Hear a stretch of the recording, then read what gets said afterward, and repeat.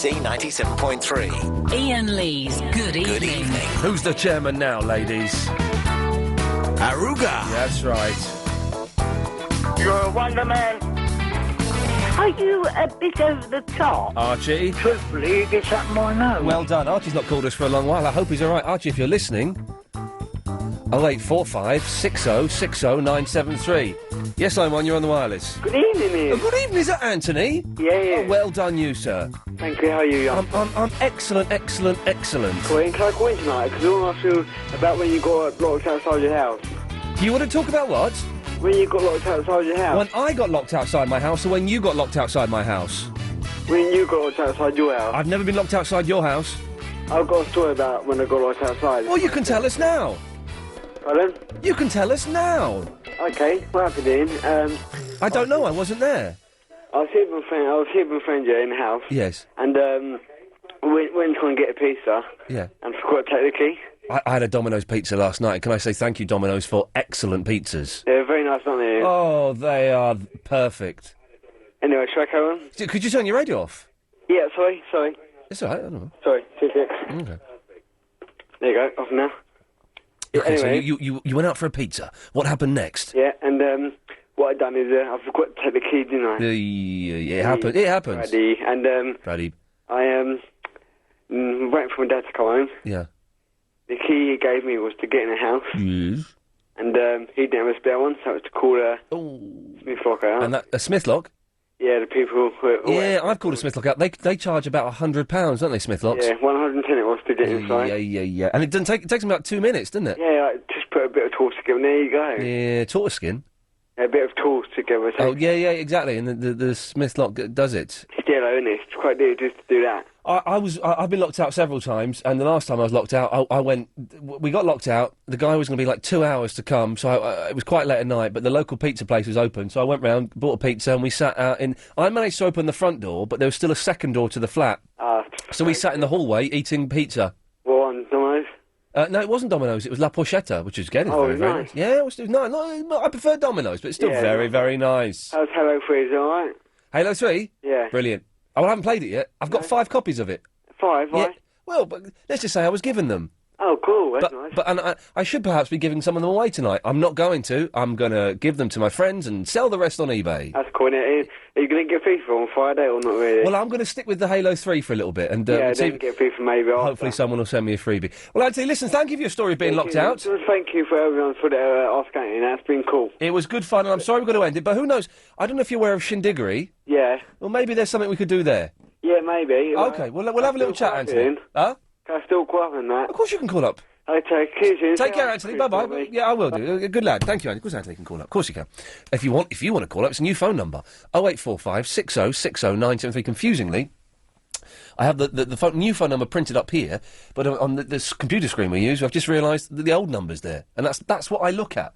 So if I get it wrong, it's because A, I'm an idiot, and B, because it's written there in front of me. But it'll all be changed. I'm sure a Globotech will come and send in a computer smith.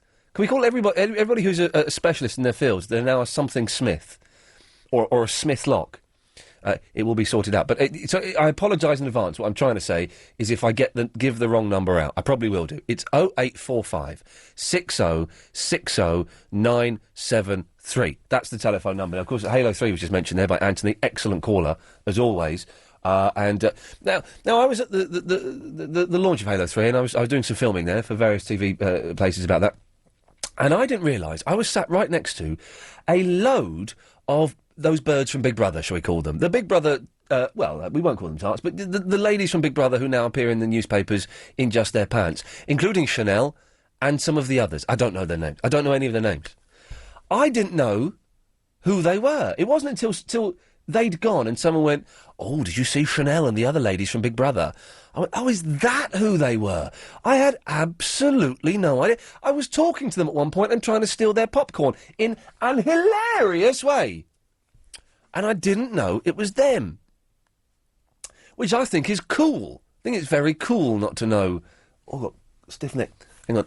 Oh, did you hear that? That was a click from... That wasn't my neck, that was my spine. Oh. So, it was cool. So, what I want to ask tonight is, have you ever, just like been chatting to someone, or, bumped into someone or been a bit rude to someone, and they've gone away and your friend has gone, flipping hell, that was Prince Charles, or that was Paul McCartney. Has that ever happened to you? Have you ever had a run-in with a celebrity or some kind of conversation with a celebrity and not realised they were famous? 0845 60 60 973. That's the thrust of today's show. And look at those phones go mental. I knew this topic would be a winner. That's why I picked it, ladies and gentlemen. I think Anwar's called in about this. Anwar? Hello, mate. Ever met a celebrity and not known who they were? No, I actually called to talk about Xbox versus PS3. But I will tell you one thing. Yes. In London, I have seen Queenie driving around. Not her, obviously, driving, but she's been in the back. Who's Queenie? The Queen? The Queen, yeah. You see her, because she doesn't drive around in a marked car or anything like that. It's usually like a Bentley with an emblem or a little emblemy flaggy thing on top of the car. So you do see her every once in a while in the centre of town. OK, well, let's... I'll tell you what, this is what we can do as well. What's so that? We want to find celebrities that you've spoken to but didn't know they were celebrities. And also, let's find out where are the best places in London to spot the Queen. So, Anwar, where have you seen the Queen in London? Trafalgar Square. I've seen her on Green Park, Hyde Park Corner, around that area. Though. OK, well, let's start off with Trafalgar Square. So the Queen was in Trafalgar Square. Feeding pigeons? I'm a consultant smith, by the way. A consultant smith. Well done. Yeah. Everyone's job tonight. I'm a radio presenter smith. There you go. It will end in Smith. I think it's a great tradition. Yes. I know this is your show and I don't want to invade, but I just want your opinion. I've seen you on 291 for that gaming program. X-League TV. That's right, yeah. Oh, yeah. Can I just say, Agent Chris, I'm supposed to be going there this Saturday. Me and Chris are going to do it again. Okay. I can't go this Saturday. So why not? I'm doing something else, shall we say. Okay, there you go. You're looking for a good place to go out on the weekends. Is this why you're asking where the best place is in London? No, I've not asked where the best place is in London. Okay, I thought you did earlier on. No, anyway, listen. No, let me finish. So, Agent Chris is filming an appearance on his own. It's his first solo television appearance. What day is this? He's filming it on Saturday, and it'll probably be out a week after. I will let you all know, don't worry. Okay. Anyway, Anwar, let's get to the thrust. Let's get to the nitty-gritty. Okay, I know Xbox, basically, from a hardware point of view, yes. Its peripherals are a lot more powerful than the PlayStation itself. Yes. I know also that it's a lot cheaper yes. In comparison to the PlayStation at the moment. Yes. But someone who's been in a sort of a Sony umbrella most of their life, yes. I mean, how much do you really rate the 360? And I want your honest opinion. Can I just say, I have a 360, I have a PlayStation 3, I have a Wii. Okay. I play the 360 all the time. The Wii's are a bit like, I don't know, I just find You've asked my opinion. You've asked my opinion, now shut up. I play the 360 all the time. Yeah. I play the Wii every now and then. Okay. I've touched the PS3 twice. Well, there you go, that's the answer. Yeah, that is the answer. You know, I was a Sony man, but make the change to the 360, Anwar. It's the future. And if I were giving away copies of Halo 3 tonight, I'd give you one, but I'm not. Well, please. No, I'm not giving them. Thank you. Right, 0845 60 60 973. Now, it could be a slightly geeky show tonight, London. I've got to warn you now, because I have two geeky issues. We all talk about Halo 3 and, you know, whatever. But two really geeky technical things, and I don't want the whole show to be about this, but I need to get them sorted. First things first, I got a new phone today. I went for the BlackBerry Pearl. Oh, it's sexy. Hard to get one that wasn't... It's hard to buy phones that aren't linked to a phone company. I phoned up T-Mobile, who I'm with, and said, can I get a BlackBerry Pearl? We don't sell them. We sell them, but you have to buy a package. I don't want a package. I've got a package with you. I just want the phone. No. Anyway, so I got one. The point question, how do I get all the numbers from my memory, not my SIM, the memory from one phone to the other without having to type them in? It's boring, I know, so we can sort that one out quickly. Second technical question. We'll go to the travel in a minute, but this is important. My iPod has died, right? And I've tried resetting it. I AQA'd how to reset it. I took it into Dixon's. I even took it into Apple. I've got a meeting with a wizard smith on Friday, a genius smith, and it's just died. All it's doing, it doesn't reset. All it's doing is it's just a completely blank but illuminated screen, and I can't get it to do anything. And I'm desperate. So 0845 60 60 973, and once we've solved those problems, then we'll start the roller coaster ride of laughs. And the fun begins now with everyone's favourite travel guy. Ladies and gentlemen, give a big round of applause, please. It's Alan Joyce. Alan, go on, Thank you. Well fans. The M25 then has now fully reopened anti-clockwise between junctions 25 and 23. That's the A10 to South Mims after an accident earlier on. It has literally just reopened in the last few minutes, but there are still serious delays back to junction 23 at Waltham Abbey, and clockwise still looks very slow from junction 20 at Kings Langley. Do add your updates if you're there, 08000 68 60 80, as some people were stuck within that closure for about 2 hours or more. The M40 now has 2 lanes closed, heading into town from junction 2 at Beaconsfield to junction 1A at the M25. That's after an accident. And the A40 is still looking solid out of town from Park Royal through to the Hoover Building in Perivale after a burst water main. But the good news is all the lanes have now reopened there. However, the North Circular is still crawling southbound from Staples Corner down to Hanger Lane because of those A40 problems. In the city, Goswell Road is still partly blocked at the Angel with an accident just before City Road. That's been stuck there for some time as well. On the tubes, the District line still suspended between Edgware Road and Earls Court. There are now severe delays on the Circle and Hammersmith and City lines, and Wapping Station is closed because of problems with the lifts. LBC 97.3 travel. Your next update is in 15 minutes. This is Nick Ferrari at breakfast. Hi, Bob. I'm quite amazed the way the media targets cannabis. This young woman's just killed herself as a result of it. Well, so the press is. So medical evidence says, and the coroner has agreed. So. Well, I don't believe it, Nick. I see. So the doctors are wrong and the coroner's wrong. Yes. And the post-mortem's wrong. Yes. Just stop, right? She's not got an allergy. She didn't slip. She's completely off her head on cannabis, and she killed herself. Let's just get real. Nick Ferrari gets real. Weekday mornings from 7. LBC 97.3. Critics call it one of the year's best thrillers. They killed the Michael. I'm not the enemy. Then who are you? George Clooney is Michael Clayton. Previews Thursday, opens Friday, rated 15. Is it possible for a plane to arrive at its destination with more passengers than it took off with? It's hard to imagine, we know, but occasionally the unexpected happens to an expectant mum. And when a baby is born on a flight, unlike the movies, there isn't always a doctor on board. That's why, at British Airways, all our cabin crew have to undergo a comprehensive training programme, which includes, of course, childbirth. Fortunately for us, their skills aren't required very often, but they need them nonetheless, because one arrival we can't schedule is a baby. Upgrade to British Airways. Critics say George Clooney gives an electrifying Oscar-worthy performance as Michael Clayton. Are you so blind you don't even see what I am? Michael Clayton. Previews Thursday, opens Friday, rated 15. Stop missing out. Earn money while you sleep. Discover how at the free Internet Success Bootcamp. A dozen internet millionaires will be sharing their secrets and showing you how to copy their systems to start making money online within hours. Register now for our fun 3-day London seminar on the 28th to the 30th of September at internetsuccesstickets.com and claim your free online business. Attend for free and turn your life around. That's internetsuccesstickets.com. See you there. Michael Clayton, starring George Clooney, Tilda Swinton, Tom Wilkinson, and Sidney Pollack. Do I look like I'm negotiating? Michael Clayton. Previews Thursday, opens Friday, rated 15. Iain Lee's Good Evening. Okay, 0845 6060 973, new phone number. Celebrities that you've had dealings with and didn't realise they were famous. Till someone went, do you know who that was? That was Freddie Mercury from that band. You can give us a call on that, and also boring stuff about my phone and iPods. But before that, let's go to Atlanta, which I think is in another country known as America, and speak to a man called Fat Steve. Hey, Ian. Hey, brother, how's it going? With my Kid Nation. Kid Nation. Now, let's just remind everybody what Kid Nation is. There was a tiny thing in the excellent right-wing newspaper, the Daily Mail, on Monday, last week, I think, that mentioned a new show in America. But describe it to us, Steve. Well, basically, it's 40 kids dropped into a ghost town. And they're between 8 and 15, aren't they? The youngest is 8, the oldest is 15. The oldest kid is 15. It's this kid, Greg, who's looks about 30 compared to the rest of them. Yeah. And there's a town council of 4 people. 4 little so-and-sos. Yeah. I saw the first 6 minutes of it, right? And my girlfriend came in. I was watching it on the computer. She went, what are you watching? Oh, Kid Nation, it's this thing where these kids... Oh, I'd like to watch that. Can you wait for me? I said, well, when can you watch it? Well, how about the weekend? Oh, so I had to stop watching it.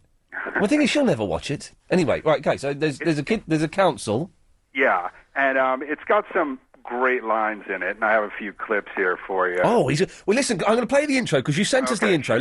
I'll play a bit of this. Here we go.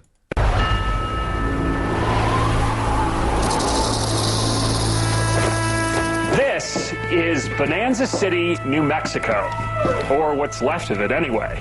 It sounds the such a great pioneers program. who ran this place back in the 1800s ran it into the ground. So what are you going to do Lack about of it? leadership Yeah. and lack of will combined to leave this town completely and totally dead. So?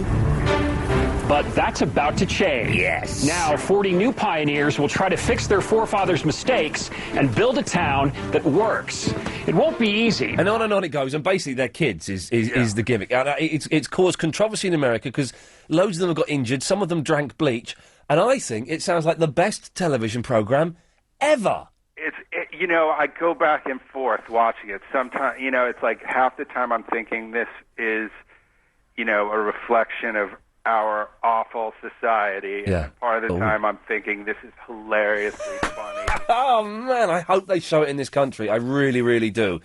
So what have you got for us, Steve? Steve is our official Kid Nation correspondent. Yeah, who is like, seems to be the one normal girl there. Yeah. Sometimes I'm just surrounded by a whole lot of dumb people. And she's very accurate in that description. Yeah. She's the only one who gets anything right. And now this girl Taylor is on the town. Steve, can you do the clips any louder? Oh, sure, yeah. Don't worry if not, but if you can, it'll be great. This girl Taylor, she's on the town council. Yeah. And she's a pageant queen. Oh, God. Here, in a kid's world, there's no President Bush, there's nothing. It sounds pretty good to me. Oh, man alive. And there's only one toilet in the beginning of the show. So About 40 kids, and we've got one bathroom. I hope that I don't have to take a poo. Because I am not ever using that thing. I remember being a kid and being... if I went away on, like, a camp or something, I would not go to the toilet. It would no way. There's something weird about that. So, Steve, is it going to be... what press is it getting over in the States? well, it's getting mixed reviews. Right. People are saying it's just not as exciting as it's like it's not as controversial as it could be, but it's also not particularly good. What did they want? What, to leave, like, loaded guns lying around and stuff? Well, no, I think basically the reviews are saying that the controversy is overblown, Right, okay. but the show just isn't really worth it. Yeah. But, I mean, it is really funny, although, interestingly enough, you watch a show like Big Brother, Yeah. and it's even funnier to see people who are, like, in their 20s not able to cook Yeah. than to watch someone... The thing that gets me, the bit I saw of Kid Nation, the thing that got me, there's no adults in the town. There are no adults in the town. It's 40 kids. Who's filming it? Guy keeps popping up. Who's holding the camera? Who's doing the sound? Adults. And there's Jonathan who comes in with the challenges. Yeah. It's a bit... Steve, well, listen, can you keep watching it for us? I hope it's not too much of a chore. And give us a call next week with your latest update. definitely will. Good fella. Thank you for that, Steve. Bye. There we go. Look at that. We've got a correspondent in America, and we don't have to pay him nothing. He don't get a penny from us. How cool is that? 0845 6060 973. It's Nikki in Farnham Common, of all places. Yeah, just round the corner from your mum. Well, isn't that creepy? Isn't that nice? Let her come round for tea. Okay, lovely. How is Farnham? How's the new Tesco's doing? Oh, it's fine. Quite busy. Is it true they're opening a Sainsbury's there as well? Yeah, that's right. Where's the Sainsbury's going to be? Just a few doors away. From the Tesco's? So that'll be fun. Yeah. Genius. It's a thriving small village. For choice. Yeah. Now I run an art shop in Notting Hill, An art shop. Okay. and Robbie Williams comes in. Oh yeah, the pop singer. And yes, and he was there buying his art materials, and I'm, getting advice, etc., etc. I'm with him for half an hour. I'm thinking to myself, what a lovely-looking guy, and what a pleasant personality. Yeah, it's a charmer. He was lovely, really lovely. And after he went, one of the young lads who worked for me said to me, "Do you know who that was?" And I'm like, "No." Robbie Williams. It was Robbie Williams. Yeah. So you've heard of him, obviously. You know who he is. Well, yes. All right. Well, you didn't, And then recognise the him. second time he came around, I thought, Was it him again? well, yes. Oh, okay. Comes to get his supplies from us. Well, what was he buying? Like paint? Paint and brushes. Well, does he paint? Are you sure it was him? He doesn't paint. 100% he paints. Oh, okay, 100% he In his paints. spare time, he paints. Maybe he hasn't done it for a while, but he does. Okay, yeah. And, the next time he came, I got his autograph for him. Well done. My daughters, of course. Well done, you, Nikki. Thank you for that. Sonia sang a song for you a while ago. Did she? What song did she sing? Pardesi. Perdesi, perdesi, janana hai, mujhe chole ke. It's a good song. And You to Me Are Everything. Oh, yeah, that's not quite so good, that one. Probably don't remember. I don't remember that one. And I sang with her, and you thought I was absolutely rubbish. Oh, yeah, I do remember you. You're awful, yes. Well, Nikki, next time Robbie Williams comes in between making hit records, you could ask him for some singing lessons. Yes, of course I could do, yes. Nikki? Next time you're around in the Fun and Commons, come round for tea. I will be round there later on. Thank you, Nikki. Bye. Bye-bye. 0845 60 60 973. What a delightful lady. Hey, look out, kids. It's Paul. Hey, Paul. Evening. Wow. Yeah. Yeah. Hey, did you listen to the show last night? I didn't. I was in my writer's group. Mickey Dolenz was filling in for me. Sorry, who? Mickey Dolenz. Oh, right. From the Monkees. I think it was Mickey Dolenz. Oh, was it? I think so, yeah. Mickey Dolenz filled in for me. I'd like some feedback on it. No, unfortunately, actually, it's good that you weren't here and that you were doing part-time on Tuesdays, because Tuesday evening, 7 till 10, I'm busy. What do you do? I can't listen to the show. I do the writer's workshop. Oh, is this like books or screenplays? More theatre and screenplays. I was at I was all around Highgate. There's posted up these flyers for this advertising this guy doing a screenwriting course, and it says he's worked on Canadian television. He's done this. I've never heard of the fella. And surely, if he was that good, he wouldn't be doing it in a village hall in Highgate. He'd be writing TV programmes for Canadian TV, wouldn't he? I don't know. Some people do. I mean, this guy, he was pretty famous back in the 60s and 70s. What did he write? Did he write Quatermass and the Pit? Stepney Green, and he does a lot for the BBC. And he's 80 years of age, but he wants to pass on. Well, he will do soon, yes. But no, he wants to pass on what his knowledge. He's a great writer, Bernard Copps, but really nice guy. Anyway, Paul, we're running out of time, so come on, stop chatting, get to it. People, famous people. Yeah. Who I gave a mouthful to. The first one I didn't know he was famous. It was when I was an actor. Yeah. I'm standing out at the RSC handing out leaflets for this Fringe Shakespeare I was in. Yeah. And this tall bloke comes out and I go, here, have this, come and see some real Shakespeare. And he was very rude to me. So I turned around and was incredibly sweary. Well done. And off he stomped, and I also told him he was a very low human being as well, and off he stomped, all huffy, and I thought, well, he looks a bit of a lovey. Yeah. And someone comes up to me, one of the other actors, and he goes, do you know who that was? Oh, go on. No. Trevor Nunn. Who's he? He used to run the RSC. Oh, OK. Oh, right, no, OK. And the other one... Paul, we'll find out the other one after the news. 0845, nearly. 60 60 973. Look around you. How many of the people around you right now could become ill at any time? At GlaxoSmithKline, we undertake medical research to develop new drugs for today and tomorrow. We just need you to help us with our clinical trials at our research unit at Clinical Imaging Centre London. You'll be paid for your time and commitment if you take part in a study. So, if you're healthy and aged between 18 and 60, then call us today on 0800 707 6068. That's 0800 707 6068. Help us help people to do more, feel better, live longer. On 97.3 DAB and online, London's biggest conversation, LBC.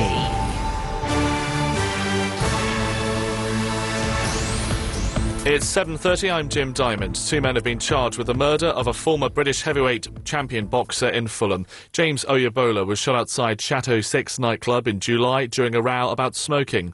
Hopes that a blonde girl photographed in Morocco could be Madeleine McCann appear to have been dashed as British journalists say they tracked the girl down. The girl in the photograph is believed by villagers to be 5-year-old Bushra bin Hissa, the daughter of an olive farmer. The McCann spokesman says the reports are disappointing news. A strongly worded statement to the military regime in Burma is expected to be agreed by the UN Security Council tonight. During another day of peaceful pro-democracy protests, the security services left up to 5 demonstrators dead and clubbed many with batons. The Foreign Office is urging Britons not to travel to Burma at the moment. And Cheryl Cole appears to be the latest pop star heading to the bright lights of Hollywood. According to reports, she's following in the footsteps of Rachel Stevens and chasing an acting career. London's weather, a cool, cloudy night with plenty of showers moving eastwards overnight. There'll be heavy downpours in Kent and Essex. Elsewhere, it will be drier. There'll be a low of 8 degrees Celsius. Right now, we have 9 degrees in Westminster. For tomorrow, another cloudy and wet day with more showers. You're with LBC. It's now 7:31. This is Alan Joyce in the LBC 97.3 travel centre. So still big delays on the M25 to the north of town, going anti-clockwise from junction 26 at Waltham Abbey to 23 at South Mimms following that big accident from earlier on. But all lanes have since reopened there. It's also looking slow clockwise from junction 21A at St Albans to 23 at South Mimms. But there are now 2 lanes closed on the M40 coming into town from junction 2 at Beaconsfield to junction 1A at the M25. Another accident there. The A40 is solid heading out of town from Park Royal through to the Hoover Building in Perivale. That's after a burst water main, but again all lanes have now reopened. The North Circular is slow southbound as a result of those queues from Staples Corner down to Hanger Lane, and it's also busy on the North Circular going eastbound in Southgate, where one lane's blocked with a breakdown there. Also delays on the A1, the Goswell Road, going away from town in the city, and that's because of an accident just before City Road, which has been there for some time as well. And a stack of problems now building on the tubes this evening. The whole of the Circle Line is currently suspended because of a lack of available trains. For the same reason, there are now severe delays on the Hammersmith and City Line, and the District Line suspended between Edgware Road and Earls Court. LBC 97.3 travel. Your next update is in 15 minutes. Beautiful, elegant, timeless. Discover country living for the 21st century at Ditton Place in Sussex. Experience Ditton Place for yourself at our open weekend on the 6th and 7th of October. From only £435,000, you can live in the heart of the rolling Sussex countryside, yet be within easy reach of major road, rail and air links. It's the perfect setting in an outstanding location. For country living without compromise, visit DittonPlace.com. OK, crisps for Julie, egg sandwich for Josh, and a coffee for Dad. And I'll see if I can pick up a new career. There's a lot more than usual on offer at the welcome break off junction 23 of the M25 this Saturday. Visit the RAC's family-friendly roadshow and learn about a career as an RAC patrol and recovery specialist, as well as opportunities with BSM and also windscreens. Everyone's welcome to join the RAC this Saturday off junction 23 of the M25 from 10 till 4. Bob, Gordon, emergency. My email's down. I know it's Sunday evening. I don't need my IT Johnny to tell me that. What do you think I'm doing? I'm trying to send my chef a last-minute change for my menu. If your IT at work breaks down, you want it fixed there and then, whatever time of day it is. With an instant IT breakdown recovery service from BT, you get 24/7 support from one of our UK-based experts. So whatever size your business, you'll be back doing what you do best in no time. I don't care if you're having roast chicken with all the trimmings and the stuffing. If you don't sort it out, I'll personally stuff you. Bob. To find out more about 24/7 expert IT support from BT, visit bt.com/business. BT, bringing it all together. See website for details. LBC 97.3. Iain Lee's Good Evening. 0845 6060973. So who was the second celebrity, Paul? Ah, right. Second one. Yes. I had an agent, and I was about the only non-famous person. It was in the 80s on Well his done. books. Yes. And he died. So I went to his funeral, and I was, again, there was all these different stars there and that, and they were all being ever so lovely. And the amusing thing was that we had a stammering vicar. Uh-oh. And everybody got really upset and was going, God, it's so unprofessional, isn't it? Unprofessional, yeah, brilliant. It really was. Brilliant. Genuinely saying that. Yeah. And they were all drunk by 10 in the morning. And we went back to his tiny, tiny little house. Yeah. And we were there, and a certain bloke who used to be in Doctor Who, he was Doctor Who, was there with his wife, and he used to be in something about a vet. I know who you're talking about. You know who I'm talking about? It was Peter Davison.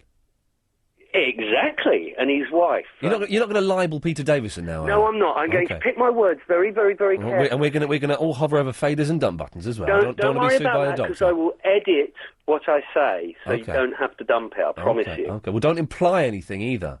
I'll not. Okay. To me, I found him personally... Okay, we're getting close. No, My interpretation was that, to me, Okay. I felt that he was not perhaps being as polite as he could be. Okay, so we can say that you thought you found him a little bit. Okay, we can say that.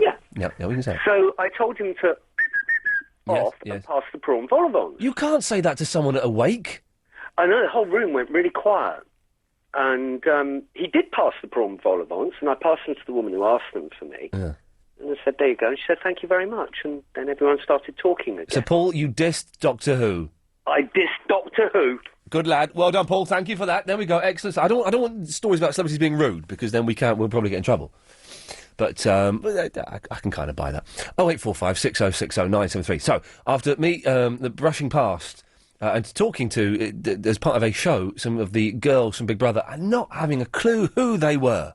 Not a clue. And they were all a little bit full of themselves. And also, apparently, I spoke to Asher D. He's a rap star from the So Solid crew. No. I got 21 seconds to go. I got 21 seconds to go. If you let me know when you need the studio, I got 21 seconds before I gotta go. Can you hear me on the radio? Oh, no, can you hear me on the... Is that So Solid crew or is that another group? Anyway, I think it was him.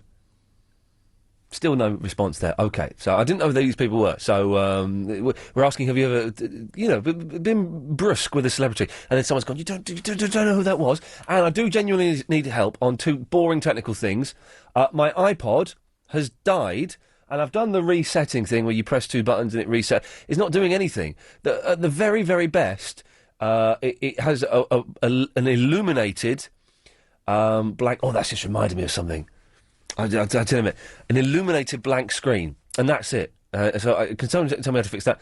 And how do I transfer my phone numbers from my old phone memory to my new phone memory? Bearing in mind, I've lost the cable that connects my old phone to the PC. Because I got BlackBerry Pearl. Yeah, that's right. Yeah, a bit swish. 0845 6060 973. And we've got fun things to talk about, but we have to sort out the dull things before I'm even going to put the fun things out on the radio. I'm sorry, Chris. That's the attitude I've taken.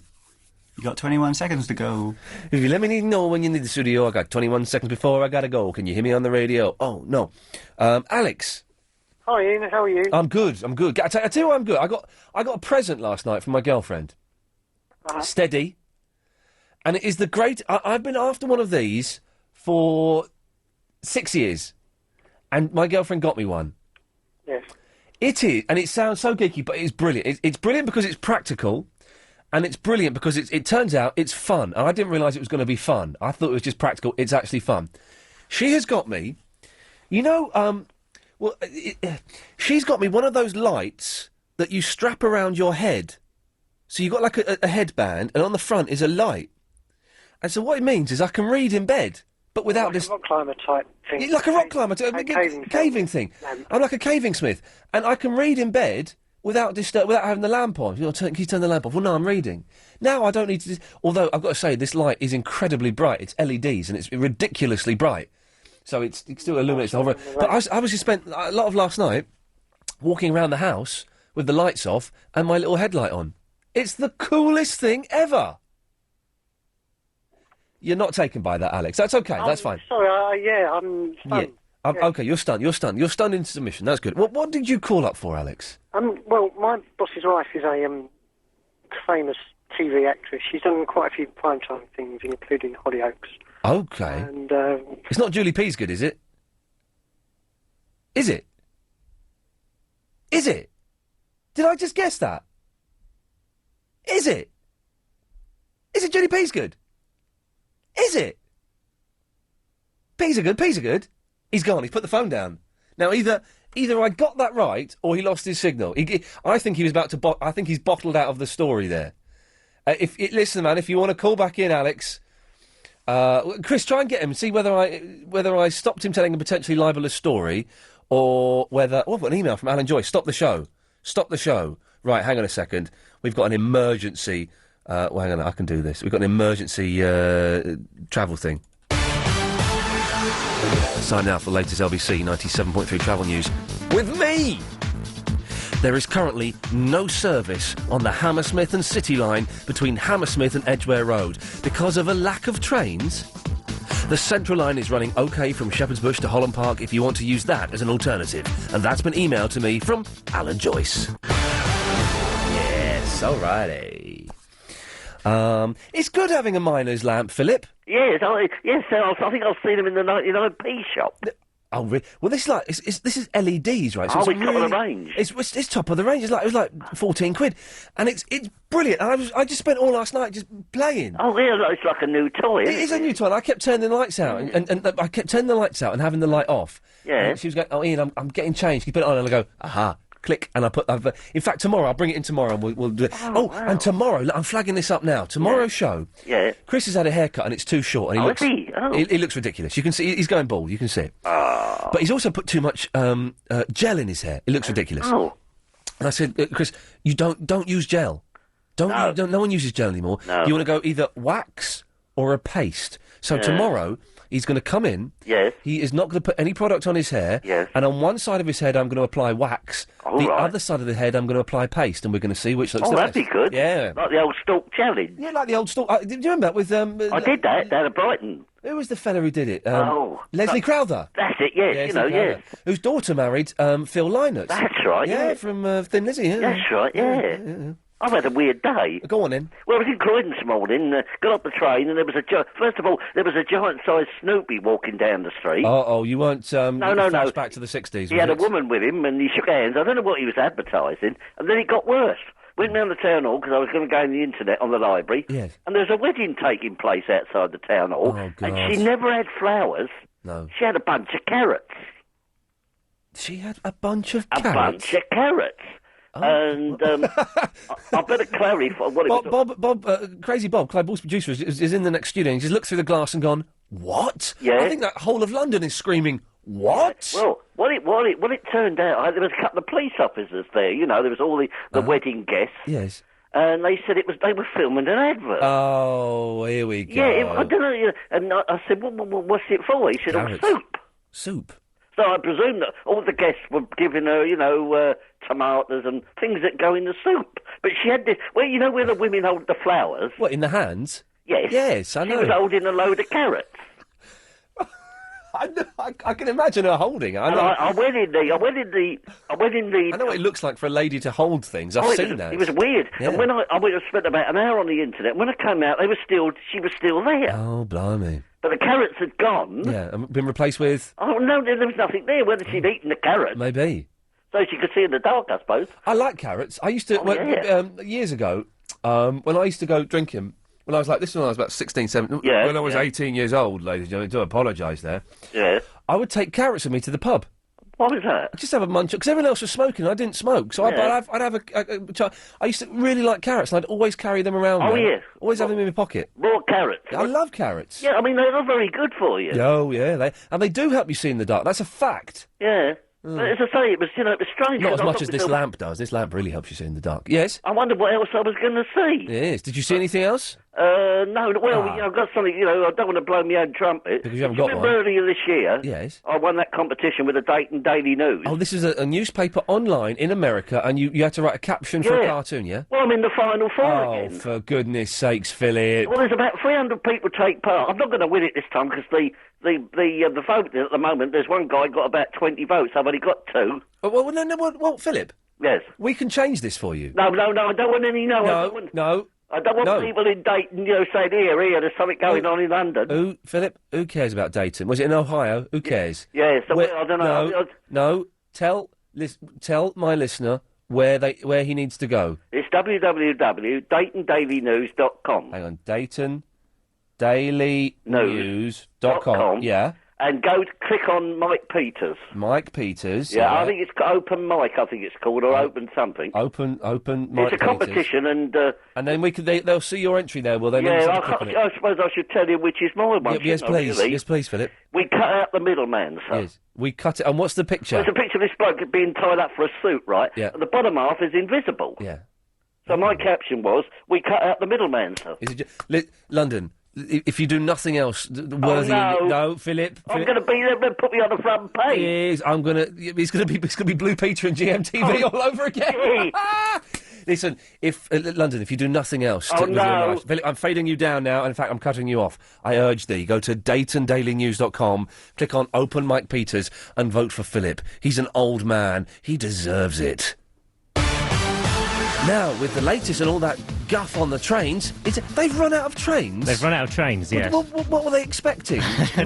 Were they lent some out? Have some gone home early? How does that work? I'm not sure how it works. I'll check with Transport for London. Don't sound so miserable. It's your job. It means I can't get home. Who's here after 8? Me. Oh, where's Maggie Doyle? Okay, I'll put in a request for her. She is coming back, isn't she? I fell in love with her. Not this week, she's not. We've got you all week, have we? Yeah. A man who complains that he has to go and talk to London Underground, which is his job. All right, when you put it like that. Just do it, get on with it. Because of a lack of trains, then, we've got no service at all now on the whole of the Circle and Hammersmith and City lines. That's just literally coming in from Transport for London now. So, obviously, it's going to cause severe disruption. The District line's also not running between Edgware Road and Earl's Court. I'll try and get some more updates on that situation for you this evening. If you're there and can add your updates as well at any of these stations, you can phone us on the jam line 08000 68 60 80. Wapping station's just been closed because of problems with the lifts. Some better news on the Victoria line though. It won't be suspended early tonight because of the Spurs match taking place at White Hart Lane, which kicks off in around 15 minutes time. It's been a really busy one on the roads as well. The M25 is still slow anti-clockwise from junction 25 at the A10 to 23 at South Mims after a crash there earlier on, and there's now a breakdown in the queues which is blocking one lane as well. The M40 has 2 lanes closed coming into town between junction 2 at Beaconsfield and junction 1A at the M25 with an accident, and the A40 is slow going away from town from Hanger Lane through to the Hoover building in Perivale after a burst water main, and that's still causing queues on the North Circular going southbound from Neasden down towards Hanger Lane. LBC 97.3 travel. Your next update is in half an hour. Next time you're out shopping and get caught out in a downpour, remember you can check out the latest weather on your mobile phone. Just call 0901 723 6666 and choose weather. Weather. We've still got some further bursts of showery rain. You can also select to hear news and travel updates. Store 0901 723 6666 into your mobile now and stay in touch with LBC wherever you are, whatever you're doing. Calls cost 35 pence per minute from a BT landline. Other networks and mobile rates may vary. News, weather and travel on the go from LBC. Ding dong, I say, looking for a new pad to buy or rent in the capital? Then open the right doors with rightmove.co.uk, the UK's #1 property website. From renting a studio to buying a muse house, they add a rather impressive 2,500 properties every day. So, if you're hunting for a home to buy or rent in London, open the right doors at rightmove.co.uk for properties with a little more ding dong. Exclusively blended Prosecco Robusto Rosé from the hillside vineyards of Veneto. And a bottle is yours, absolutely free, when you spend over £35 on food or drink at M&S until Saturday. This is not just food. This is M&S food. Offer runs Thursday to Saturday. See in-store for details. Selected stores only. Subject to availability. Enjoy wine responsibly. What does your dad mean to you? And how did the big fella influence your life? I'm Paul Ross, and all next week with And When Did You Last See Your Father, the new film based on Blake Morrison's best-selling memoir, I want you to tell me your stories about your dad. It could win you a helicopter ride for 2 across London. If you've got something to say about your dad, log on now to lbc.co.uk and listen to Paul Ross, weekday afternoons from 4 next week. If our purpose on this earth is to leave it a better place for our children, we haven't done badly. And When Did You Last See Your Father? The fantastic new film starring 2 of our country's finest actors, Jim Broadbent and Colin Firth. Out Friday the 5th of October with LBC 97.3. Iain Lee's. Good evening. Now, we saw a good film today, didn't we? We went to the pictures today, didn't we, Chris? Yeah. Tell London what we saw. We saw a documentary film. It wasn't a documentary. It was a film. We saw a film? It was a movie. It wasn't documentary means it's like got actual footage and... that wasn't the real man. This is a bit of footage. Yeah, but it's not a documentary, it's a film. Okay, we saw a film. Yes. About Mark Chapman. What was it called? You don't know... this is what I knew you wouldn't know what it was called. The Killing of John Lennon. Yeah. Yeah. It was good, wasn't it? It was very good. It was good. A bit too long. Oh, well... It was an hour and 45 minutes. That's too long. But if they cut it down, we wouldn't have seen the end. Well, they could have cut a bit out of the beginning, because I thought that all that bits of him going mad and all lots of close-up on the eyes, lots of psychedelic, him talking to his wife with Well, that's projections. an independent film, and so they're being creative. Yeah, exactly, independent and creative. A little bit, but it was good though. Yeah. I enjoyed it. Anyway, wow, you could win a whole host of prizes, not connected with that film at all, including an MP3 player, a luxury night out in London, a day of complete pampering, or a weekend away to a great European city for the next 2 weeks on LBC 97.3. The Big Quit is on to help you kick the smoking habit. Each day will give you a tip to help you quit. Sorry, I had trouble reading that sentence. Each day will give you a tip to help you quit.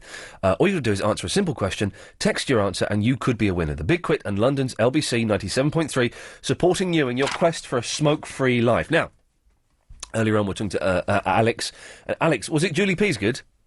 I'm not going to answer any questions about any names. Okay, but so it wasn't Julie Peasgood then? No comment. But no, the fact you've said no comment means it could be, which means if you're going to say... I'm going to say no comment to any name. Okay, but the fact that you said no comment implies it could be, and if you're going to say anything even vaguely... It could be anybody who's on the television. Start the story, but we're going to hover, and I doubt you'll get to finish it. Okay, fine. Yes, she's been married to my boss for about 2 years now, I think, maybe a bit longer. Yeah. And I'd known her for about a year before they All got right, nice together. one, yeah. And just working from doing the kind of work that I do like bits and pieces away from the office. Yeah. So, like moving, lifting, that kind of thing, driving. Yeah. And I've been talking to her for about a year before I even had a clue that she was somebody famous. Someone famous, yeah. And she was out with I was out with her one day and she was talking to a couple of girls and I got round to asking to who were they then.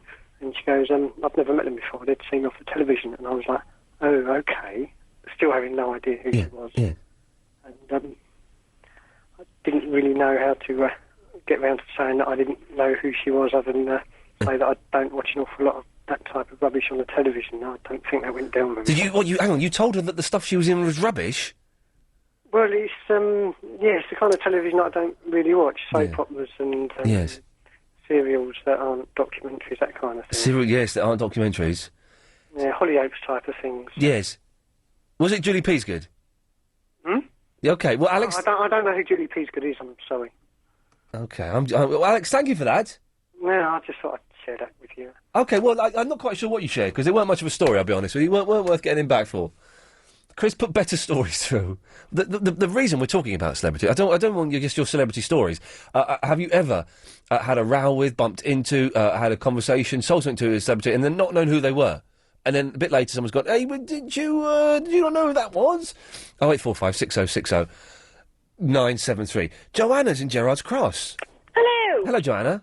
Oh, I nearly fell asleep there waiting. Yeah, and me too. Well, now can you help me with my iPod? Let me get my iPod out. Well, actually, first of all... Yes? Your light on your head. Oh, it's good, isn't it? It's fantastic. I used to wear one of those when I used to do casualty mock-ups at work. We used to do what? Casualty mock-ups. Oh. I worked in occupational health and doing first aid in nasty places. Oh, so we were talking about these last week, about the fake emergency situations. Ah, I didn't hear that on the programme. How do I get to be a volunteer to be a burns victim? Seriously, me and Chris want to do it. Smoking and then fall asleep. It's easy. No, I don't want to do it for real. We want to be for a mock-up one. Oh, hang on. What is going on? Oops, turn that off. What are you doing? I'm just going to pick my daughter up from swimming. Okay. But those lights are good, aren't they? They are fantastic, but I did bring some home from work to wear at home, and everybody thought I was stark raving bonkers. I don't want to get too fruity because you have young ears listening, but I can imagine that two people wearing those lights in the bedroom and nothing else, that would be fun, wouldn't it? It could be fun, but you would have trouble kissing. Ah, kissing, schmissing, that's for girls. Right. Anyway, Joanna, can you fix my iPod? Well, no, actually I can't, but I'm going to hand you over to my son who can. Okay, excellent stuff. Okay, hold on. Okay. Hi. Hey, Joanna, son, what's your name? Edward. Edward, okay, can you fix the iPod? Yes, you know when you go into iTunes... Oh, yes. And there's an option of clicking onto the iPod. Yeah. And there's an option to restore the iPod. Oh, yes. If you click restore Yeah. and then click OK, Yeah. you have to wait for about 15 minutes, half an hour, maybe less. Right. And then after that, you unplug your iPod. Yeah. And then it should come back on. And if it doesn't, you have to try that two-button... Because I've done the two, but do you know what I'm talking about, though, where the screen it's lit up, but it's completely blank? Yes, I do, yeah. But after you restore it, Yeah. if it doesn't come back on, you have to try The two buttons then. again. Has this happened to you? Yes, and I've done it, and it worked. It worked. Well, may God bless you for that information. Hopefully that'll work. I shall announce tomorrow on the wireless whether that's worked. Thanks very much for that. That's okay. Cheers, boss. There we go. Thank you. Thank you. Bye-bye. Thanks, Joanna. Bye-bye. Well, there we go. We all we need now is to sort out the phone, and I can start putting the fun topics out. 0845 60 60 973. Oh, you know that boss of mine I'm always moaning about? Oh, yeah. Well, he's only gone and given me a pay rise. Oh, so this is on you then. Tax credits are flexible and adapt to changes in your life. So if you've got some news, like getting a pay rise, share it with us. That way, we can make sure you know where you stand with your payments. Tax credits from Revenue and Customs. Give us a call on 0845 300 3900. So you're saying that I can buy a stunning ski apartment in Belplan in the French Alps for under £100,000? With 3.25% rental return guaranteed for 9 years. It just gets better. Alpine Homes present Le Centure Residences and Spa, a stunning development of leaseback apartments in the world-famous Paradis ski area. With prices from just £99,000, this fantastic investment opportunity offers high-altitude skiing at over 2,000 metres.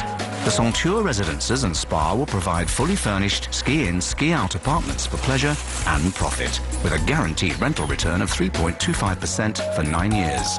The Centure Residences and Spa is being marketed by Savills, and you're invited to our open evening on Tuesday the 2nd of October between 5:30 and 8 p.m. at Savills, 20 Grosvenor Hill, just off Berkeley Square. For more information, visit alpinehomesintl.com. That's alpinehomesintl.com. Or call now on 020 7016 3740. Ian Lee's Good Evening. OK, look, someone's just emailed in. Iain, I can't find Philip on the Dayton Daily News site. OK, well, I've got strict instructions for how to get there, thanks to Clark. You go onto the Dayton dailynews.com, then you go to blogs and opinions, and then open mic. It's there. So blogs and opinions, then open mic, and it's there. David! Ian, hi, mate. Yeah, what can I do for you, sir? You were talking Blackberries, weren't you? I bought a Blackberry Pearl. You've gone and got Pearl. Well, I'm talking to you about Pearl now, and it is doable. I'm going to slightly preface by saying what I've done, by saying that my IT guy helped me out. Because what I've got at the moment, I've got a Siemens that's kind of half BlackBerry, and I need to get all of the numbers off of that into my BlackBerry Pearl. Seems to me the way you go is you connect your Siemens up to your PC and download all that in your PC suite. OK. And then when you connect your BlackBerry up, it will automatically sync up and upload all the phone numbers. That's what happened with mine. Really? Yeah, so you don't do it phone to phone or via SIM, which is the route I was trying to go. You go through your PC. I've lost the lead that connects the blooming Siemens to the computer. Then you could possibly be buggered. Well, David, thanks for the technical help. Well, yeah, but it is wicked. OK, and is it good? Because it's all the emails through and everything. It's just a piece of art. It really is. Because it's got the reason I got this one is it's got a camera on it. I've never had a phone that had a camera. Right. The bad news is the camera's pants. Oh, but I mean, it's all. I don't want to take works of art. I just want little snapshots. Well, you won't be taking works of art. I can guarantee you. Oh, really? Is it? Yeah. It's the downside. I mean, from a point of view, just keeping up with your emails and all that, it's brilliant. That's the only reason I spent 270 quid. 270 quid. Well, you get out of it. 270. Yeah, that's. T-Mobile gave me mine. Well, T-Mobile wouldn't give me mine. Never mind. Well, David, listen, thank you for that. It does work. Yeah, PC. Go PC. Cheers, boss. I will do that. I'll probably get a lead off eBay or something. Anyway, we've done that now. Thank you very much to everyone who answered that. So, what are we doing in the next hour? Still more celebs you didn't notice. The phenomenon of brain freeze, because I had brain freeze. Well, I'll tell you how many times I had brain freeze in one drink today. And also, there were people outside eating their food today in London. What was that about? It's the first day of winter, for God's sakes.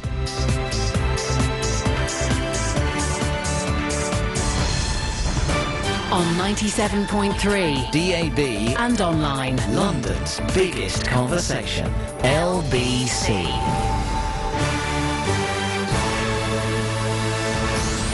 At 8, new Maddie Lee doubtful, 2 men arrested over Boxer's murder in Fulham, and London's lifeboats out on the Thames. It's 8 o'clock, I'm Sam Pittis.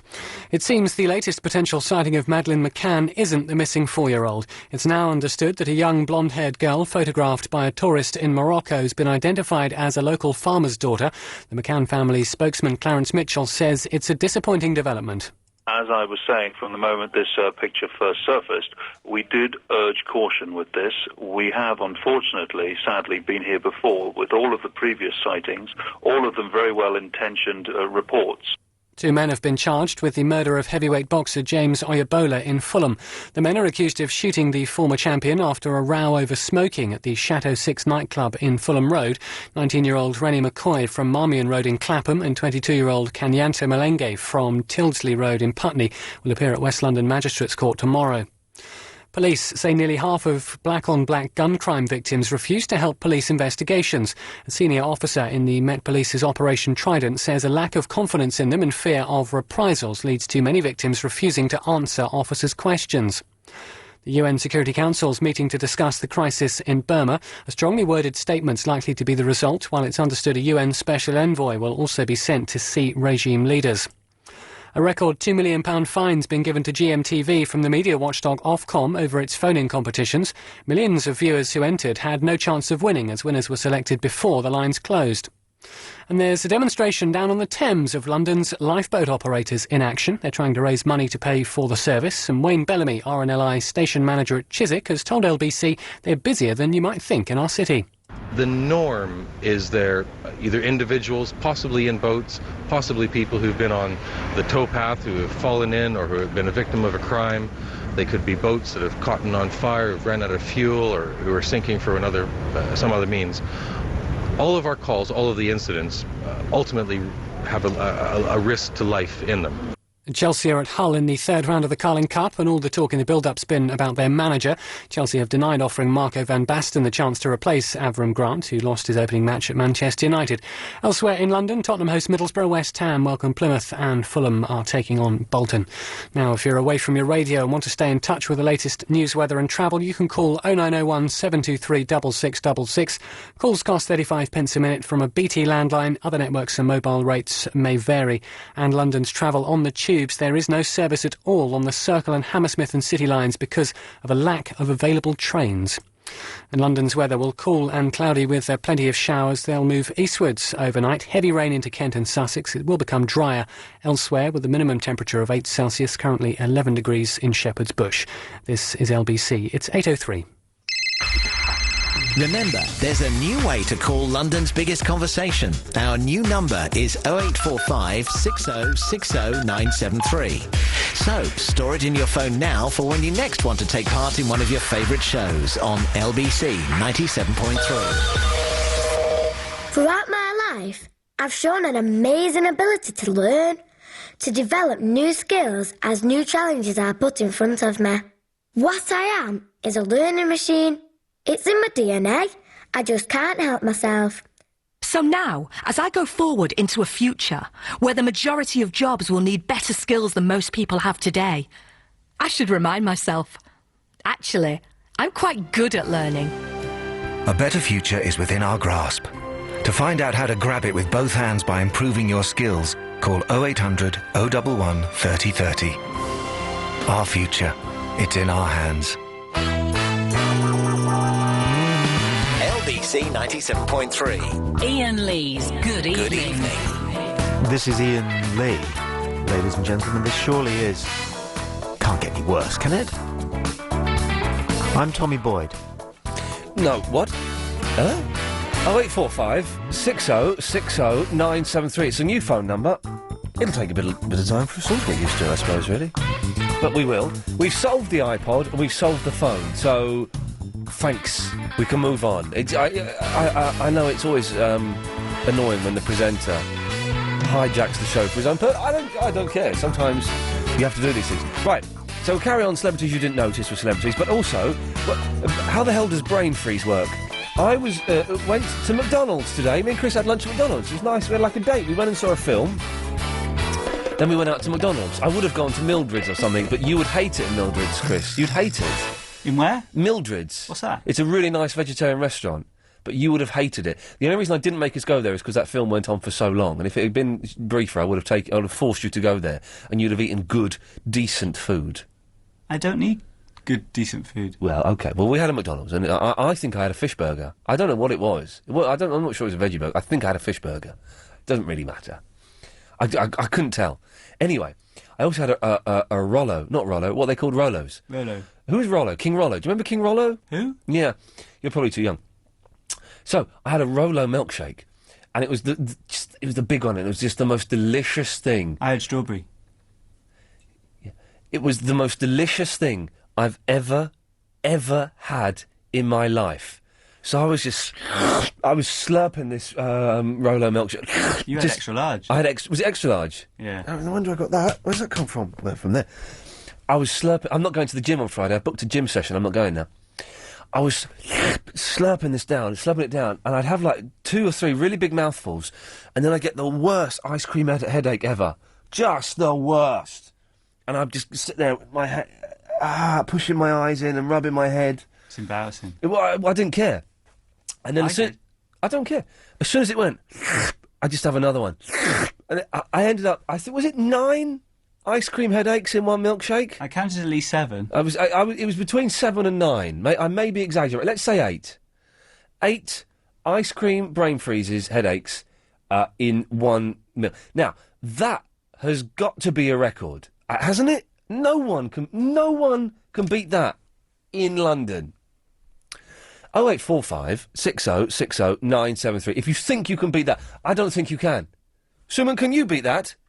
Oh, I didn't realise there was such a thing as ice cream brain freeze. You've never had them, but I didn't know it was like other people had them as well. Oh, so you thought? Hang on, you had them, but you didn't know they existed. Well, I didn't know that other people had them as well. I thought I was just weird, which I am. You are weird. You don't understand Lost. I'm nearly at the end of series 2 of Lost.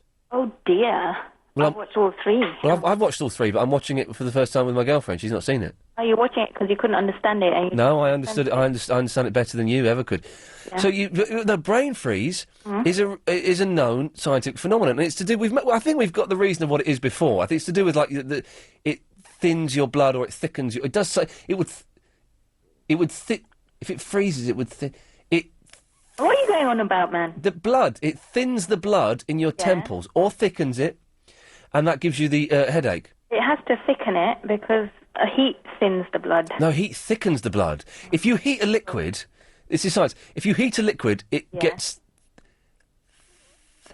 Well, it gets wider. No, it gets wider because it evaporates. Think about water. What happens to water? It spreads. It gets wider because it spreads.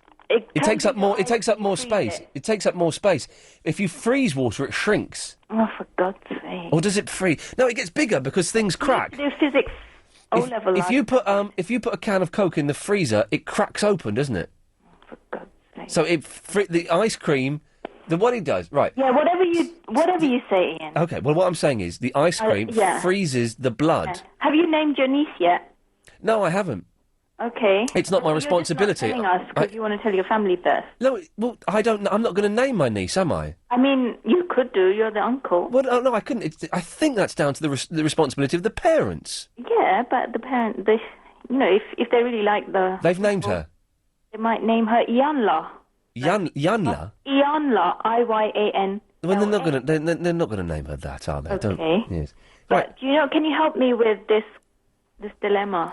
Probably not, but let's have a go. Okay, I got this autograph from this man at the Harrow Cinema. Maybe he's listening. Oh, I've got to say, I had the best, if he's listening, Ian, the best cab driver, it wasn't black cab, the best car driver I've ever had in my life, right?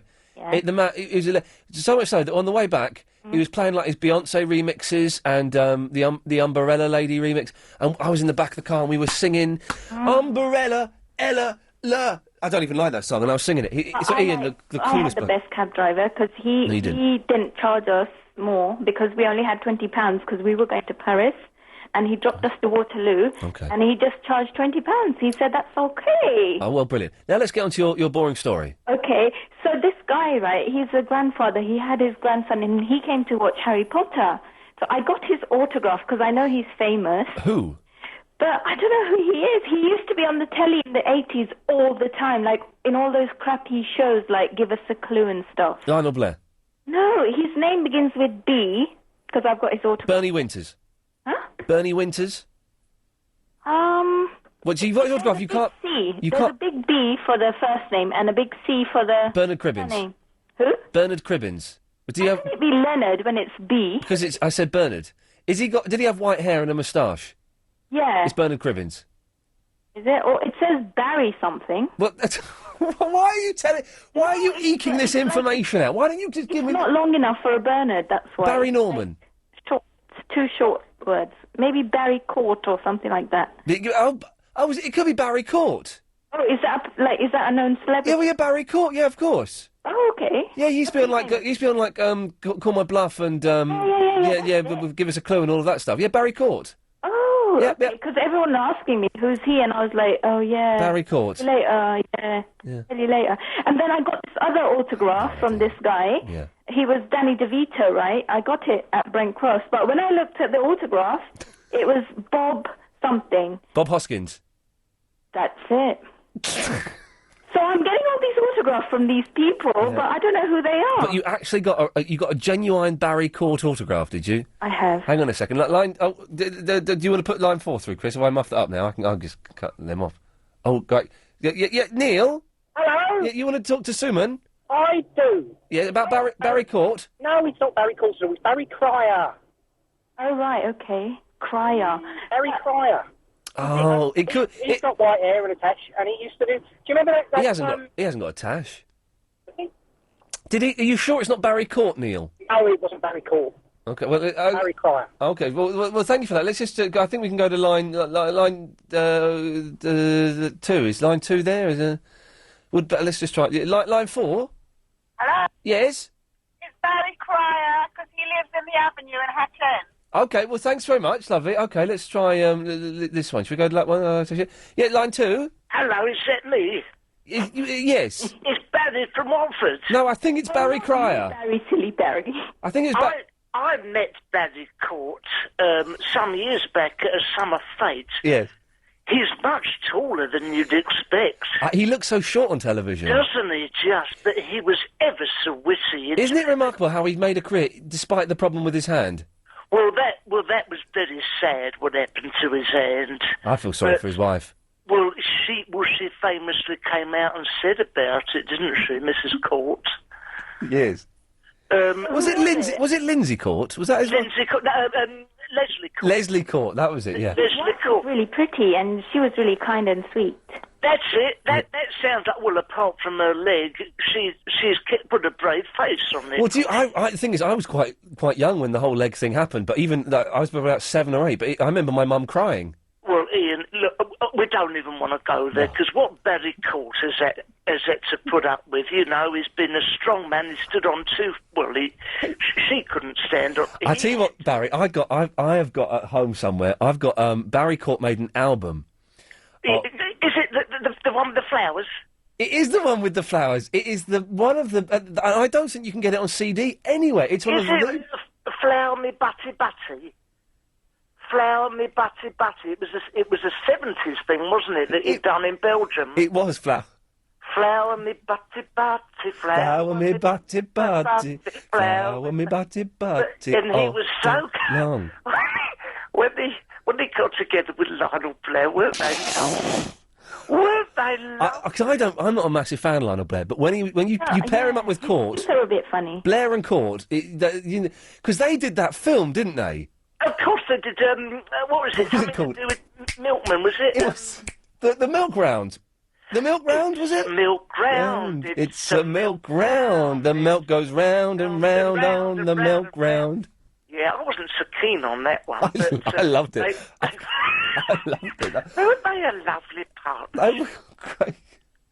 Of course, there was that. Well, I won't go into it, but if any of your callers have got any Barry Court memorabilia, I'll take it off your hands. Well, I tell you what, we'll dedicate the rest of the show to Barry Court. Barry, if you're out there, mate, give us a call. Well, with your one good hand, give us a call, yes. Well, Barry, thank you for that. Well, I wasn't going to talk about that, but perhaps I'll phone again another day. Here's to you, Barry Court. Night-night.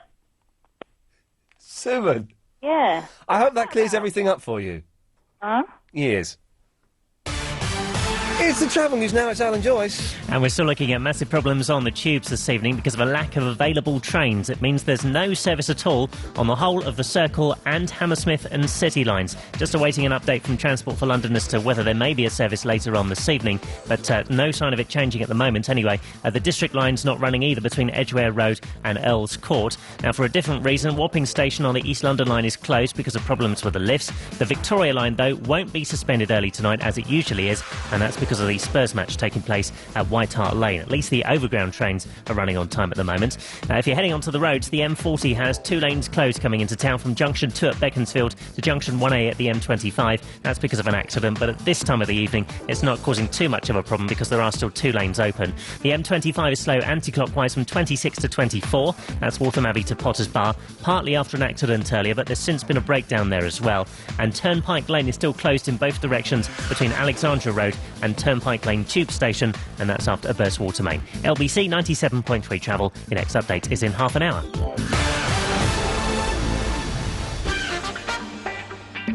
Out of the early morning mist, my ship was attacked by pirates. My baby was kept alive in a Tesco's bag. I've been married for 2.5 years, and I met my wife 2 weeks ago. You couldn't make me up. With Nick Ferrari at breakfast. All this week at 10 to 9. LBC 97.3. If you're thinking of surrendering an endowment policy, you could score more by selling through AAP. Call our winning team on 0845 073 1960. If you've recently set up in business, think of all the ways it could benefit from a £20,000 injection. Register your business at lbc.co.uk today and you could enter a competition to win £20,000 with James Max, courtesy of Lloyds TSB, the #1 bank for business startups. Conditions apply. The £20,000 business competition with James Max. Sunday afternoon from 5 with Lloyds TSB for The Journey and LBC 97.3. LBC 97.3. Iain Lee's Good Evening. What a surprise. There's football on again. Why have I got the football slot? Why can't I have, like, the hockey slot or the net? There's football on. Anyway, 0845 60 60 973. What that means is if you call up now, there's a darn good chance you'll get on the air. So, where are we? Celebrities that you've seen, maybe you've been rude to, maybe you've been very pleasant to, but didn't realise they were celebrities. Brain freeze. Can anyone beat... We'll call it 8 brain freezes that I had. There may have been 9, but I was very, very confused by the end. I had 8 brain freezes, drinking, slurping. A McDonald's Rolo milkshake. It was the tastiest thing I've ever had. It was tasty, man. 0845 60 60 973 is the phone number. Now, also, I was in town today and it was flipping freezing. It was winter. It's the first day of winter officially today. I think we've got a bell. Where's the sound effect for that? We're supposed to play this when it's the first day of a new season. Hang on a second. My computer is in a different place, so... Oh, here it is. OK, so it's the first day of winter today. And people were walking around wearing thick coats and scarves... And, I say gloves, I didn't see any gloves. I was just wearing a T-shirt and a jumper, and it was freezing. Tomorrow I'm wearing a thick coat if I go I'm not going into town, I'm going to Slough. Take my mum's violent cat to the vet. Anyway, but there were people on Great Titchfield Street, at least, sitting outside restaurants at, 5 in the afternoon. It'd just been raining, I think. It was grey, overcast, freezing cold... Really bitter. But people were sat out there in, shirts, having the...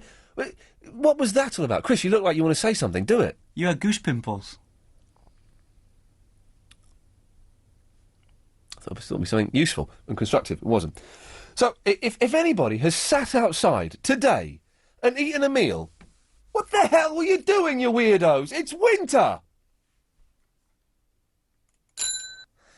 Paul, you weren't sitting outside eating today, were you? Right, it was. Were you? Yeah, at home, though. Not in Great Titchfield Street, home of all the media boys.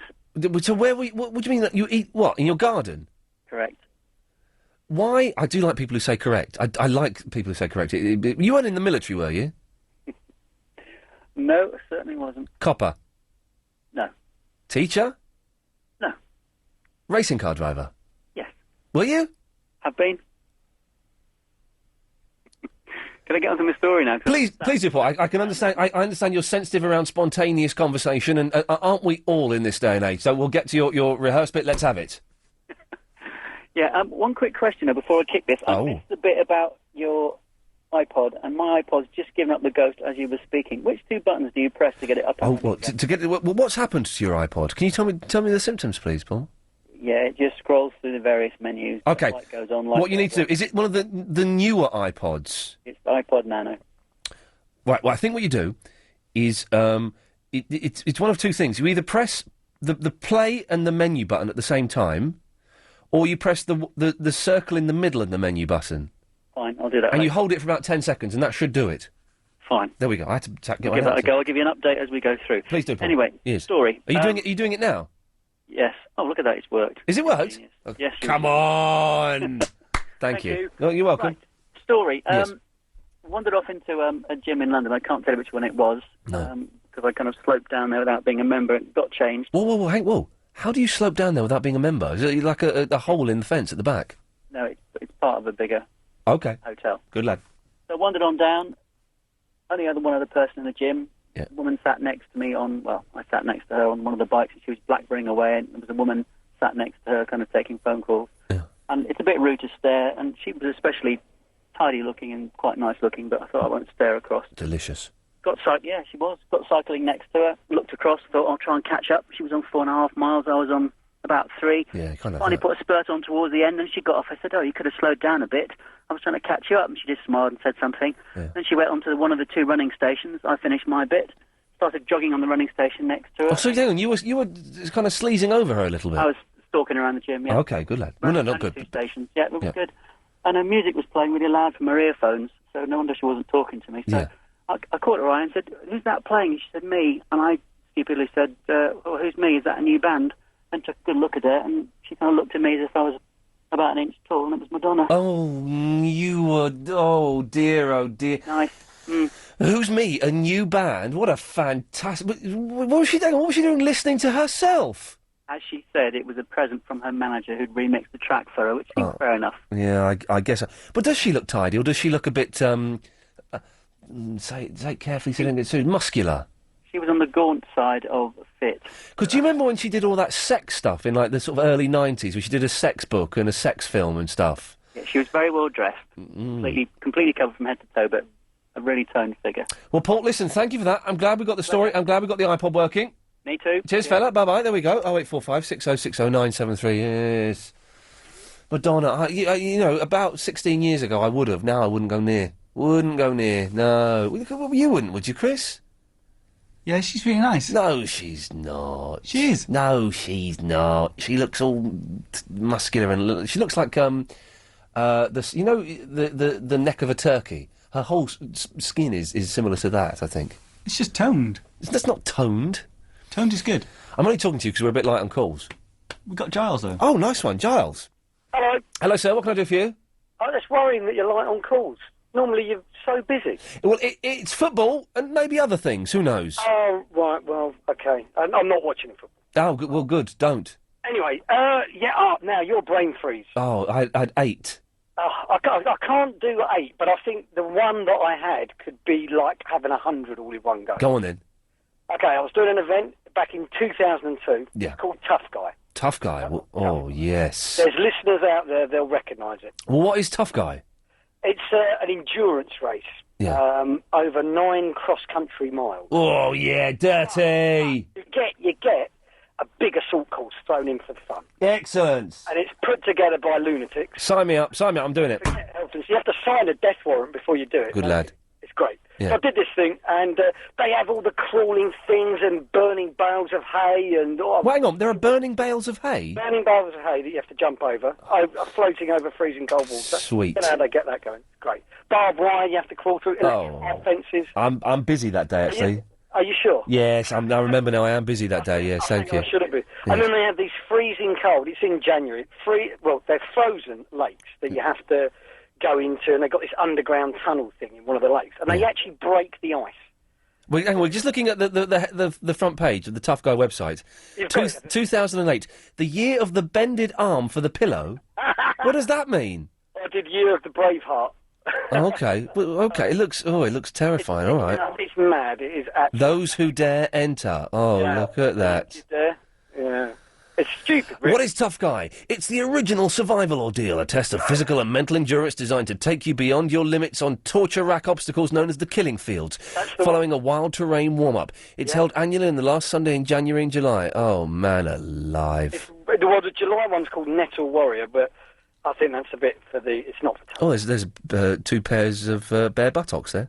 Anyway, go on, carry on. That would be the brave one. Anyway, yeah, so we get to this room, and I'm looking around, and I've got on a bit of, I've got sort of this canoe jacket that keeps me a little bit warm from the water. By now we're soaking wet, and I'm thinking I'm being a little bit too girly having this canoe jacket on. Yeah. Thinking, Anyway, see people dressed with these balaclavas. They've got these tight balaclavas on throughout the race. I thought, what's that about? I don't know what's going on there. Maybe they didn't want to be recognised. They I think you could be right. could be on the run from the Brazilian police or something. I think they could have been SAS or something. Yeah. You don't know? Yeah. Well, I realised what it was afterwards. Yeah. We got into the water. We went underneath. It was absolutely freezing. All I'll say is, after this event, things disappeared. Can I just say, Chris has got the most impressed look on his face I've ever seen. I think he may want to talk to you after this about possibly you adopting him. It's an awesome event. I must do it again before I'm 40, which gives me 3 years. So. Okay. So anyway, I'll get to this bit. We go in the water, we jump in. It's freezing cold. Yeah. They stick your head underneath the water to go underneath this bridge, which is about 15 foot long. Yeah. You pop up in the middle for a quick breather. Yeah. And then you go under again. Another person there sticks your head down, under you go again. Yeah. It's freezing cold, it's pitch black. You pop up, you climb out, and all of a sudden, you realise very quickly why everyone else, or a lot of other people, have got these black balaclavas on, these neoprene balaclavas. Yeah. Because my head, I thought someone had removed it, stomped on it, thrown it out the window of a car, and then put it back on my head. It was just, I can't even, words fail me. I can't describe the pain. But how long did it last for? Because you get a brain freeze with an ice cream. About 5 minutes. Well, 5 minutes is still a long brain freeze. I'm not kidding you. I'm not kidding you. It's 5 minutes worth of the most... I would have preferred to have drank 50 Rolo milkshakes. Wow. Non-stop. They are very delicious, it's got to be said. So listen, this Tough Guy thing, are people allowed to come and watch it?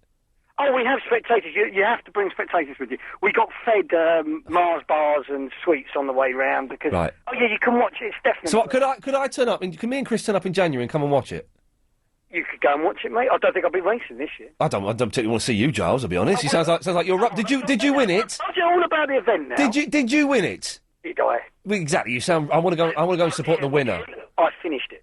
Well done. Well, Giles, listen, man.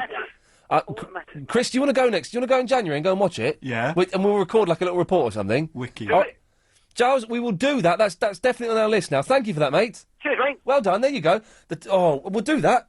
Send that link to your email it to yourself, so we've got that, and we'll get in touch with the press and stuff. And it's January, it's miles away, but we'll go and makes your milkshake brain freeze sound a bit rubbish. It does make me sound a little bit of a wimp, really. It makes me sound a little bit weak. And a little bit nothing special, which is... but hey, it's the first day of winter, so we're celebrating that. 0845 60 60 973. We are celebrating the magic of Barry Court as well. If you've got any Barry Court stories, you can give us a call. If you or someone eat... Well, I think the Tough Guy challenge is up there with people who were outside eating today because it was freezing. If you were outside eating, what the hell was that all about? Brain freeze. Oh, we'll find some other stuff to talk about, I promise. Oh, Jeff? Oh, yeah. Can I come back to you after the news? You can. Thank you, sir. He sounded disappointed, but it means he'll get a full crack of the whip. After 20 years on the factory floor, I fancied a desk job, but I knew my English would let me down. But when I found a Learn Direct course called Away with Words for Men Who Do Tons of Overtime to Fund Their Wives' Attempts to Turn a Small Semi into Buckingham Palace, well, that was it. Sales and marketing. How can I help you?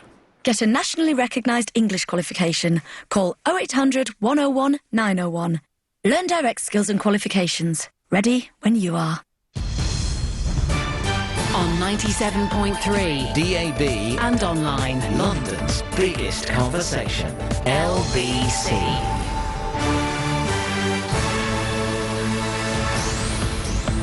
It's 8:30, I'm Sam Pittis. The McCanns say it's disappointing news if a blonde girl photographed in Morocco isn't of their missing daughter Madeleine. British journalists claim to have tracked down the girl in the picture, a 5-year-old daughter of an olive farmer. It comes as it's revealed nearly £300,000 has been spent so far on the search for Madeleine. Police in West London have charged 2 men in connection with the murder of former heavyweight boxing champion James Oyabola. The men are accused of shooting James after a row over smoking at the Chateau 6 club in Fulham Road. A UN Security Council meeting is expected to decide on a strongly worded statement to the military regime in Burma. The Foreign Office is urging British people not to travel to the country. And Scott Sinclair's opened the scoring for Chelsea against Hull in the third round of the Carling Cup. The Blues lead 1-0. Elsewhere, it's 0-0 between Tottenham and Middlesbrough, West Ham and Plymouth, and Fulham and Bolton. Manchester United have gone a goal down at home to Championship side Coventry. London's travel on the tubes. There's no service at all on the Circle and Hammersmith and City lines. That's because of a lack of available trains. And London's weather will cool and cloudy, plenty of showers overnight. It should dry up in town. Minimum temperature 8 Celsius. It's currently 11 degrees Celsius on Bond Street. This is LBC. It's 8:31. Where are you off to, mate? Dublin. Oh, yeah? Who with? Aer Lingus. Right. Heathrow it is, then. No, Gatwick.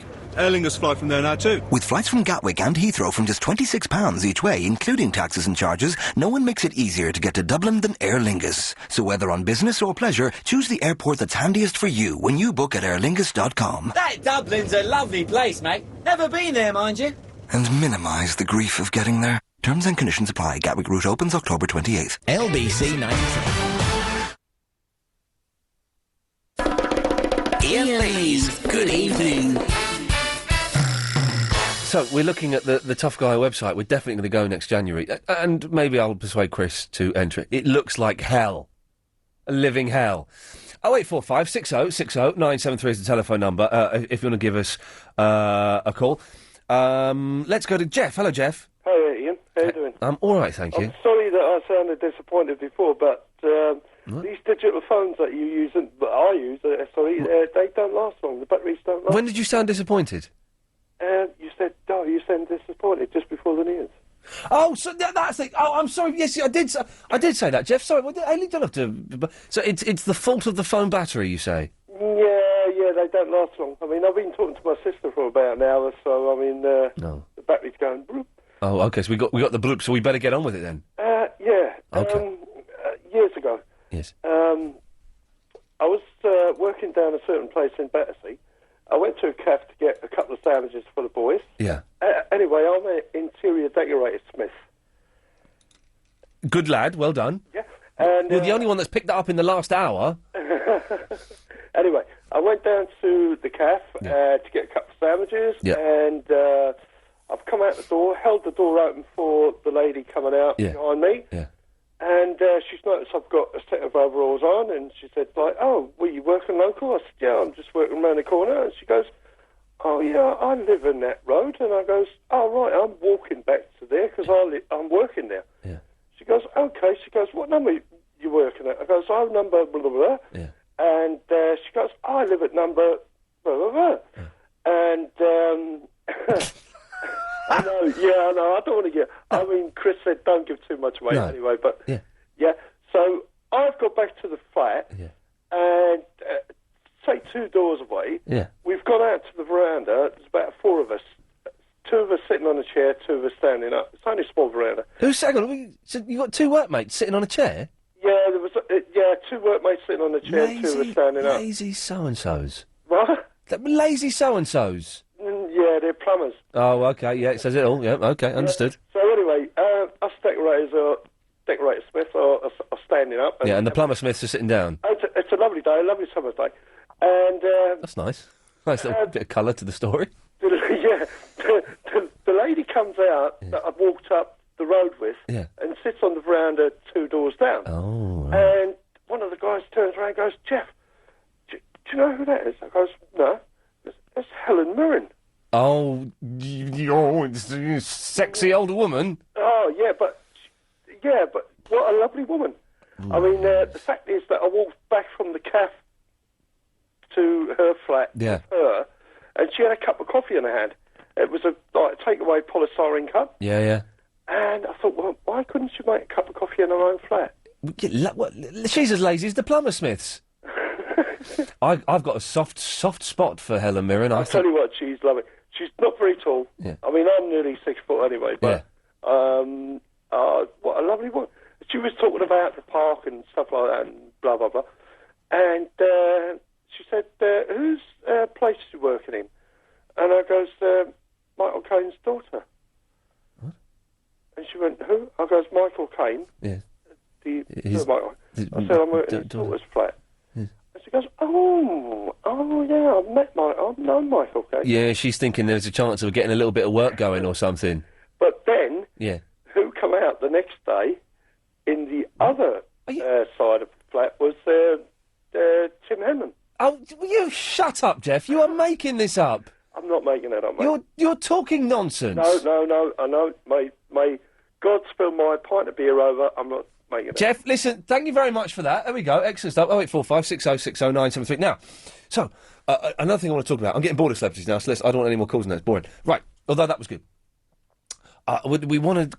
Chris, what disease did you think you had the other day? Because I want to talk about this. We were talking, and it turns out that a lot of people in the office have at some point thought that they have got a disease. Because Paul in the office thought he had a tumour through too much enjoying himself, shall we say. Yeah. Too much athletic enjoying of himself. We won't say sex, but he thought he'd given himself a tumour. What did you think you had? I got high cholesterol. You think you've got high cholesterol? Yeah. But how do you know... What makes you think that you've got high cholesterol? Because I eat rubbish food. Yeah. I'm really thin. And apparently thin people can have high cholesterol But you can go and get a cholesterol check, though. But can you still get them done? What do you mean, can you still get them done? They didn't phase it out in the 1990s. Yes, you just go to the doctors and say, I want to get a cholesterol check, please. It's just a blood test, isn't it? They'll send you to the hospital. They'll do a little blood test. I thought you could go to, a chemist in the high street or something. Chemists can't do it. They can they? Well, it's a blood test, though. Chemists will not take your blood in case you've got something. You need to, get a little spot from your finger. Well, no, but they won't do it like that. They need if the chemist cannot check your cholesterol, can they? I don't think they can. Well, don't they need just a bit of blood? I think they need to put the where does it go in the vein, doesn't it? I don't know. I'm pointing to the muscles. How much blood do they need? A pint? Is it a pint? Half a pint? How much do they take out in a tube? Like a tube's full? Like a test tube? That much. That much there. We'll do it. Anyway, so Chris thought... there's a question. 0845 6060 973. Can you just go into a chemist and get a cholesterol... I don't think you can. I think you've got to go to the hospital. Anyway, that's not really what I want to talk about, but it turns out that we are talking about that now. The other thing is, have you ever thought that you had an illness or a condition? I thought... when I was on holiday in Spain last year with Chris, I thought I had MS. I really did. My mum's got it, and we're on holiday, and I noticed that my right arm was getting a little bit numb. And it kind of happened for quite a while. My right arm was getting numb, and I thought, oh, God, I've got the same thing my mum's got. This is terrible. I was getting really panicky and a little bit worried about it. I phoned my agent, and I said, can you book me in? And you've got to book me in for a health check when I get back. I'm feel terrible. I'm not sleeping. I think I've got MS. Book me in for a health check. So I did. When I came back, sort of the next day after, there was a private health check that I paid for. It was all very nice. And I said, I think I've got these symptoms. I think I've got this. And it turns out I had my watch strap too tight.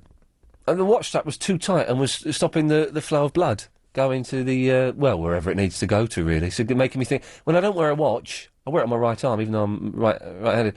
When I don't wear a watch, it's fine. When I did wear it then... So, have you ever thought you were dying or had a disease? 0845 6060 973. Sarah! Oh, hi. Yes. Hello, you. How are you? Yeah, I'm all right. Apart from the watch. You have loosened it now, haven't you? Well, the thing is now, the watch strap is way too loose. Like, I can put it on, I can turn it right round my wrist. I've got very thin wrists, you see, so it's too loose. But so have I. Have you got... Okay, on your wrist, have you got... You know where you've got that lump where the bone is? Oh, yeah, on the outside. Yeah, does that show? Yeah, of course it does. Oh, doesn't it for everyone? People don't. No, mine really shows, and people think I'm like a freak or something. I haven't been to the gym for about 3 months. If you go to the gym and do like weights and stuff, it bulks up a little bit. But I haven't been to the gym for 3 months. I was going to go Friday, and I've cancelled it. I haven't been to the gym for about a year. Yeah, I'm gonna go next week. So I want to do it. I'm getting a bit of a fatty belly again, and I want to get rid of all that stuff. Uh huh. Have you called in to talk about Barry Court? No, I don't even know who he is. Oh. I rang up to say. Yes. I saw. Sorry, I'm eating a sweet. I saw. What sweet you eating? People. I've got some fruit pastels Oh. from a very well-known Roundtree's. Supermarket. Oh, I bought some wine gums the other day. Uh-huh. They're not as good as they used to be, but they were. My mouth is watering at the thought of wine gums. These are from. Can I say the name of it? But why? Huh? Why? Of the shop. But why do you want to? Okay. Well, you can, but I don't say. Well, you can, but what's the point? They're so good. Okay. But what's the point of saying the name of the shop? Okay. I won't do it then. All right. Okay. Well. First day of winter. Yes. Stupid people down Greenwich High Street. Yes. Wearing flip-flops. Oh. Idiots or what? It's that weird crossover time, though, isn't it? When people are. I went out ill-prepared for the weather, and I thought I was going to go out in just a T-shirt, and then I put on. It's a very thin jumper, but I like it. It's nice. It suits me. V-neck. It's the white T-shirt and the grey V-neck. It's a classic look. You got it. You got it, girl. So, but yeah, people in flip-flops, you say? Idiots. Yeah. And it was raining today. I mean, you have to be a bit thick, don't you, to go out in the rain in flip-flops? You'd have to be. Why would anyone wear flip-flops in this country anyway? And also, like proper flip-flops with the little thing between the big toe and the next toe. Yeah. Because they're really uncomfortable. They can be. Yeah, Sometimes well, no. you have to wear them in, though. They are. No. Some of them aren't. No, if that's all that you're relying on to keep that shoe, and I use that term very loosely, on your foot, it's uncomfortable. If there's a strap around the back, or another strap like a Birkenstock styly thing, well then that's fine. That'll work. But just they're for old people. No, they're not. Yes, they are. My mum wears them. Well, they're very, very comfortable, and they last a long time. Oh well, yeah. I've just said the old people's mantra, haven't I? And also, when you said about I once thought I had cancer once because, but it's a really stupid thing. Yes. Because, under a woman. I thought I had bowel cancer. Actually, it turns out I just had piles. Oh my God.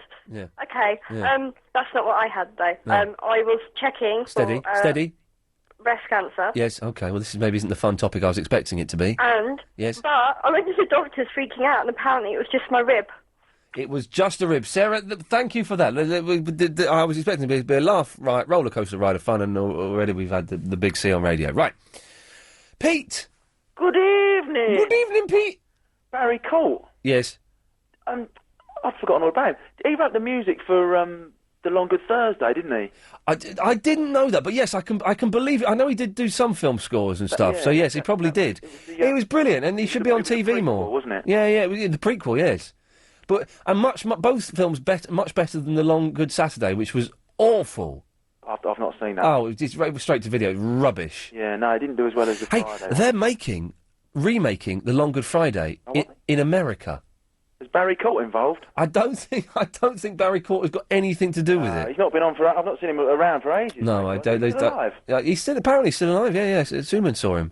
Good stuff. Yeah. Anyway, Edinburgh Festival. Yeah. I went this year. Had a brilliant time. I'm never going back again. You've never been? I know. I've been. I've done shows there. I've been. I've been. Yeah, I remember you saying. I've been drunk there. I've had great times. I've had miserable times. I've had. I never want to. I have too many memories there. I will never go back there again. I really enjoyed it. It was a really good atmosphere. Everyone was sort of up for a laugh and that. Yeah. And saw some good stuff. Yeah. I was going to ask who these days do you sort of who's your favourite comedian? I don't know any comedians at the moment. Really? I don't. David Cross, and that's it. David Cross is brilliant. I don't know any of the sort of young people that go up and do stuff in Edinburgh. I like Jason Byrne, he's very funny. Right. The Irish fella. I like Jason Manford, he's very funny. Right.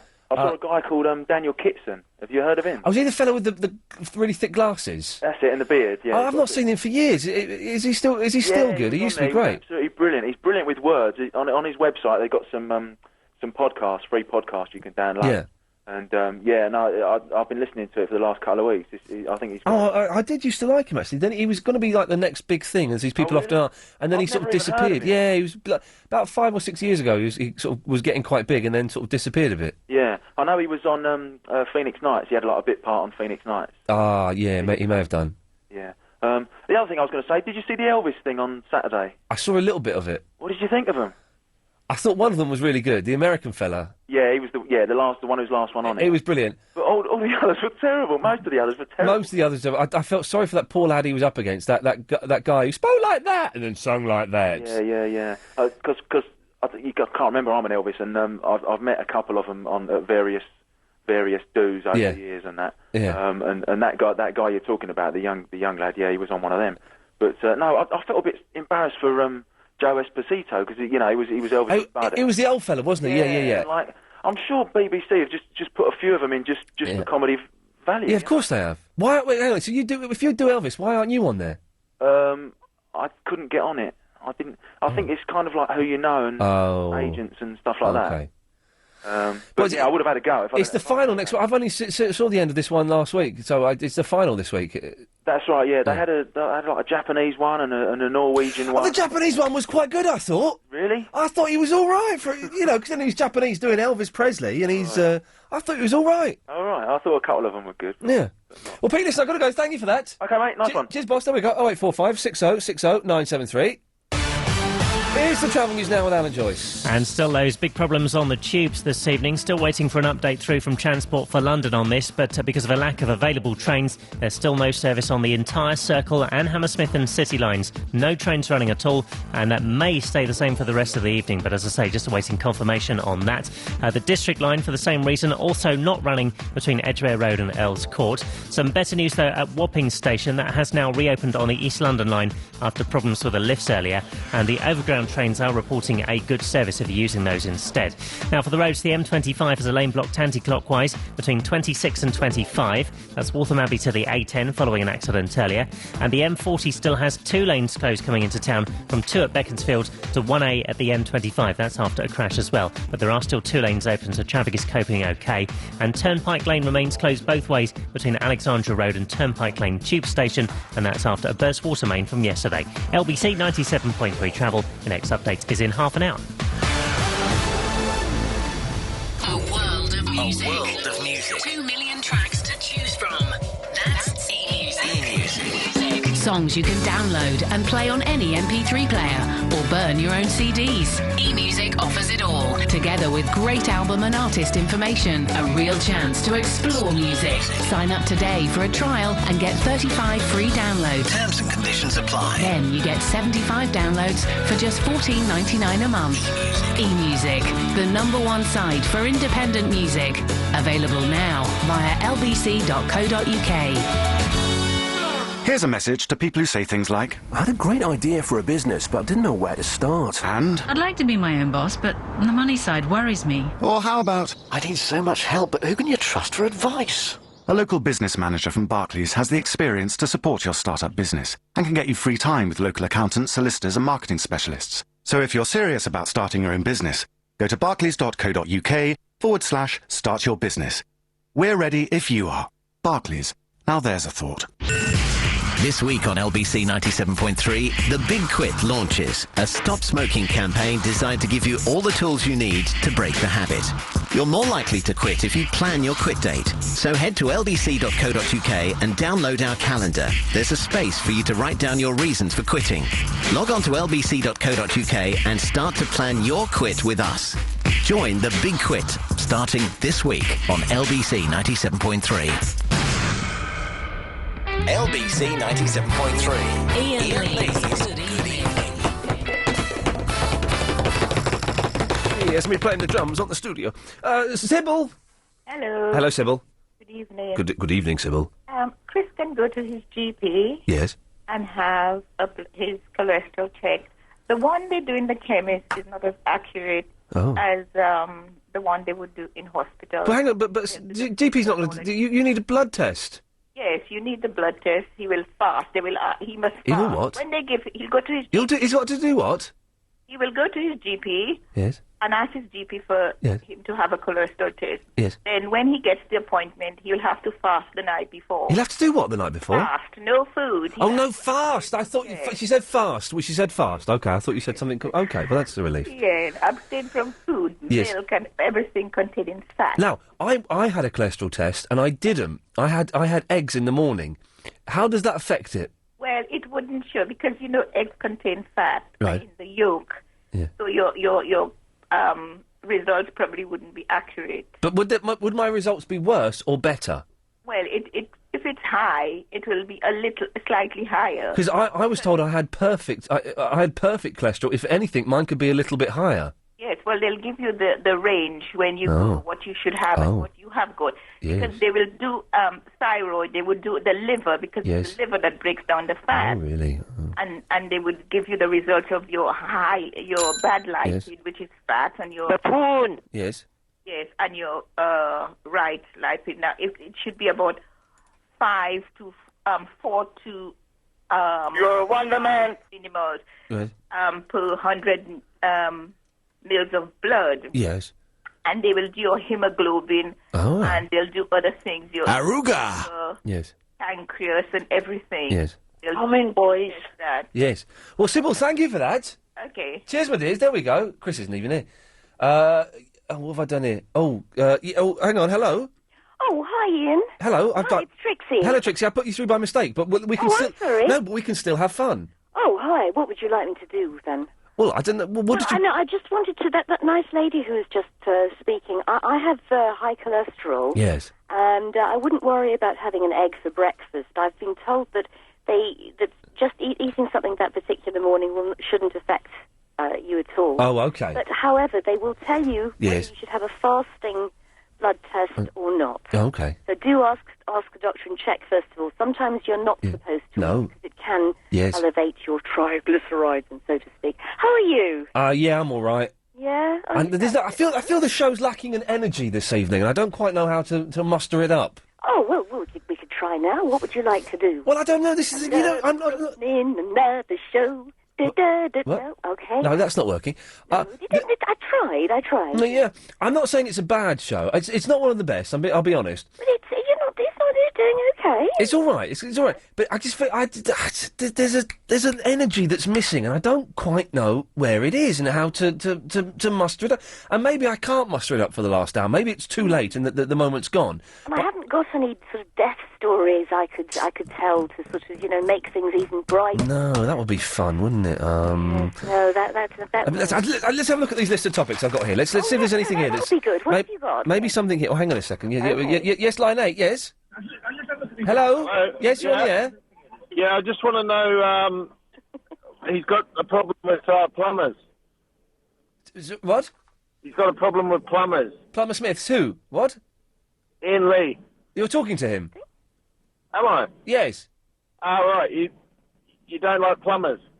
No, don't think I said that, no. No, you didn't. No, I didn't say it, did I, Trixie? No, you definitely didn't. Definitely didn't say it. No, I thought you said all plumbers are lazy. No, that was the other fella that called in, and I was agreeing with him just to be polite.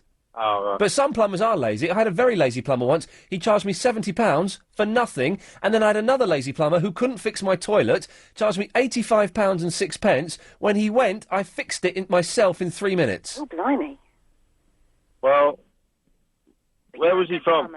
Well, I'm not going to say where he's from. He was a plumber smith. So yes, actually, I do have a problem with plumbers. Yes, they're all lazy. Yeah, good. He was so lazy he couldn't even bother to have a comeback there, Trixie. Oh my goodness. Right. So- Well, now this should spark things up. There must be a lot of plumbers out there. I'm hoping that there'll be a little bit of plumber tension now. Plumber Smiths out there. Yes, absolutely. Yes, line 8, yes. Hello? Hello, you're on the air. Hello, I've got some information for you about Barry Court. Oh, yeah, also got some Barry Court news. Go on. Yeah, well, you won't hear much about him there because he's gone back to live in Holland. He's Dutch, isn't he? Has he gone back to Holland? I know that he was born there, but he doesn't have a Dutch accent or anything. He was born there because Barry Court was not his real name. His real name's Lars Jefferson. It was what? His real name is Lars Jefferson. Do you know, I never knew that. Lars Yeah, Jefferson. Angus Dayton talks about him a little bit in his autobiography. Apparently his father was the latex king of Amsterdam. It makes sense. Yeah, I knew about that, but I didn't know his real name. Yeah, because he had a bit of a bad time with Angus Dayton, apparently. Yeah, there was... Oh, I've left the oven on. Oh, well, cheers for that. OK, then, bye-bye. Bye-bye. Well, there we go. We are celebrating the magic of Barry Court. Oh, hello. Oh, gosh. Well, there you go. Any Barry Court memories, Trixie? No, I'm afraid not. OK, well, that's disappointing. No. I have plumbed the depths. Oh, dear, there's that word again. Yeah, no, we may get loads of stroppy plumbers phoning up, but they're probably too lazy, and they'll probably charge us. I'd love to talk to some stroppy plumbers. Oh, would you? Oh, no. No. Well, no, actually, they're quite interesting. Well, we had the energy there for 2 minutes. We did. And it's gone again now. We tried, my darling, and thank you very much. Trixie, thank you. Thank you. There we Bye. go. The spark was almost back. 0845 60 60 973. Oh, Bill? Yes. You were supposed... What? Sorry. Yes? That's supposed to be deeper than the last voice, is it? well, Bill, you were... Actually, not my real name. But there is a reason for calling myself Bill. Well, Bill, we'll find out what the reason is after this. Time is like money. Any that you have spare is very precious. So why don't you invest some of your time in something really worthwhile? GlaxoSmithKline are looking for volunteers to take part in medical trials at Clinical Imaging Centre London. In return, you'll be compensated for your time and inconvenience. So if you're healthy and aged between 18 and 60, then call us today on 0800 707 6068. That's 0800 707 6068. And find out how you can invest in the future. Help us help people to do more, feel better, live longer. Iain Lee's Good Evening. It's not his real name, ladies and gentlemen, but it's Bill. Hello. I do have a reason for calling myself Bill. What's the deepest voice you can do? Hello. Really, is that it? Hello. Hello. Hello. Hello. Hello. Anyway, right, go on, yes. Anyway, I really like the way at the end of phone calls you say to men, good lad. Oh. Saying good girl isn't the same. Now, good girl sounds a little bit patronising, doesn't it? does. So at the end of our phone call, can you say good lad? Oh, okay. Well, yeah, it would be a great pleasure. First thing is a question. I want to know why everything that Sifu says is really, really funny. Everything that who says? Sifu. Sifu. Oh, see. Everything he says. Okay, for anyone who doesn't know, sorry. Sifu is a regular caller. He's from Birmingham. He's not one of the London lot. He's from up there. And he sent me some DVDs the other day, which is nice. And everything he says is hilarious, isn't it? And I'm from Birmingham, so I know it's not the accent. No, because no. I wasn't in stitches the whole time I lived there, so Right. it can't just be that. It's something... Brummies, as we know, generally are a miserable race of people. Excuse me? Yep. But Sifu is hilarious, and Sifu, if you want to call up 0845 60 60 973, he may not know the new number, which is maybe why he's not phoning up. But He may be what you need to put the energy back into. I think he is. There's a bit of energy lacking today, isn't there? It's a little bit sedate. It is, and I don't quite know No, I don't know. quite well what to do. It's full moon. Is it? It is full No, moon. hang on, it was a full moon on Monday. Is it? I thought it was today. I was told Monday. Oh. I don't care. See, there was no energy there. There was a big silence. Yeah, see? It's a symptom. Well, anyway, have you finished? No, Barry Court. Oh, yeah, go on. I was really surprised that I can't remember her name. Girl who doesn't understand Lost. Suman. Or sometimes she calls herself Sarah. Does she? Yeah, because she's weird. Fancy using a false name. How odd. Yeah, She didn't know who Barry Court was. I can't believe that. I know. I got his autograph and didn't know who he was. In that, he used to be on. He was on everything, wasn't he? I think he was on with Steve Allen a couple of weeks ago on that Remembers Me. I think you mean In Conversation With. That's what it's called now. Sure he was on because he did get a bit funny about the hand story. Was Barry Court was actually in LBC Towers? He was. No one told me. No, it was. I think it was about 4 weeks ago. I would have brought my record in to get it signed. I bet it's worth a few quid now. I've got his autograph. Yeah. But there were a couple of awkward moments, but they did share a love of Bentleys and Marks and Spencer. Well, yeah, because of course Barry famously had like a fleet of Bentleys in the 70s when at his peak. He done that as well when he was down his luck a bit, wasn't I remember he did an advert. What was the advert? I think it was for. Oh, it was petrol. He did an advert for like Shell garages or something, and it was him driving up in a Bentley, and he said to the fella, "Fill it up." And V's 30 behind me, and the guy sort of just scratches and went, "Oh my God." That was it. Yeah, it was good, that. Funny. Well, listen, thanks for that, Bill. Good lad. Thank you. There we go. Good lad, there we go. 0845 60 60 973. Come on. We've got an hour to go. Let's get the energy back. There's been seriously lacking energy the first 2 hours. Let's all pull our finger out of our collective backsides and really make the last hour work. When we come back, we'll have a recap of the topics. By the way, you can call in with other stuff if you want. We are celebrating the magic of Barry Court, so any stories about him will be gratefully appreciated. But you can call in with pretty much anything. 0845 60 60 973. More of your calls after the news. Thank you.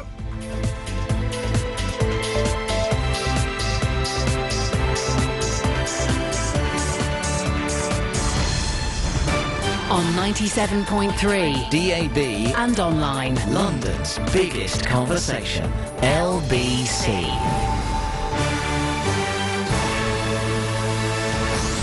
At 9, Madeleine McCann's family disappointed after photo lead falls flat. Primary school caretaker stabbed in Maida Vale. And it's all going well for Chelsea in the Carling Cup. It's 9 o'clock, I'm Sam Pittis. Disappointing news, that from Madeleine McCann's family, if it turns out a blonde girl photographed in Morocco isn't her. British journalists claim to have tracked down the girl in the picture as the 5-year-old daughter of an olive farmer. Evening Standard journalist Rashik Razak, who flew to Morocco from London, has been to the village. They knew, the case, and they'd seen reports in the media, but it was quite clear that this wasn't Madeleine. To get across the kind of place it is, it's a very small, sort of impoverished farming community, probably a population of less than a couple of thousand. So everybody knows each other, and everybody knew this little girl. A caretaker's been stabbed at a primary school in Maida Vale. It happened at around 5:30 on Monday at St Peter's. A 36-year-old man challenged two teenagers climbing over a wall on the school grounds. They punched and stabbed him before running away. The victim's in a stable condition in hospital. No pupils were there at the time. The Foreign Office is urging British people not to travel to Burma. It comes as the UN Security Council's meeting. A strongly worded statement's likely to be the result. It's also understood a UN Special Envoy will be sent to see regime leaders. GMTV's been fined a record £2 million for breaking rules over its competitions. The media watchdog Ofcom penalised the broadcaster after finalists were chosen before the premium rate phone lines closed. Tim Souter, head of standards at Ofcom, has told LBC better checks need to be put in place. Potentially up to £35 million of revenue was generated in this way, and the channel wasn't checking. It went unnoticed by the channel for nearly 4 years, and it was happening in a variety of different ways as well. People being chosen, winners chosen before the lines had closed, odds being changed, and entrants had no way of knowing that. This was a serious, systemic and sustained series of abuses. A new £15 million arts centre's opened in North London. The Bernie Grant Arts Centre will offer music and dance as well as accredited courses in Tottenham. Bernie Grant was the MP for Haringey until his death in 2000. Chelsea are 3-0 up against Hull in the League Cup third round. Scott Sinclair put the Blues in front before Solomon Kalou and Steve Sidwell added the others. Manchester United have gone a goal down at home to Championship side Coventry. It's 0-0 in all of tonight's other Carling Cup matches. If you're away from your radio and want to stay in touch with the latest news, weather and travel, you can call 0901 723 6666. Calls cost 35p a minute from a BT landline. Other networks and mobile rates may vary. And London's travel on the tubes, there's no service at all on the Circle and Hammersmith and City lines. That's because of a lack of available trains.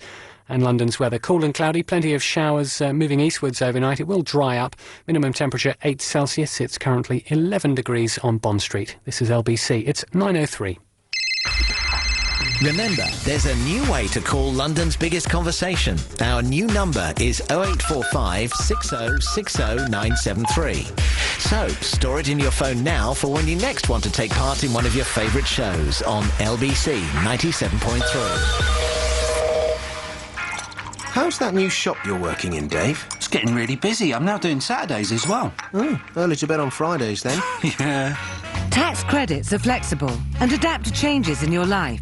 So if you've got some news, like a change to the number of hours you normally work, share it with us. That way, we can make sure you know where you stand with your payments. Tax credits from Revenue and Customs.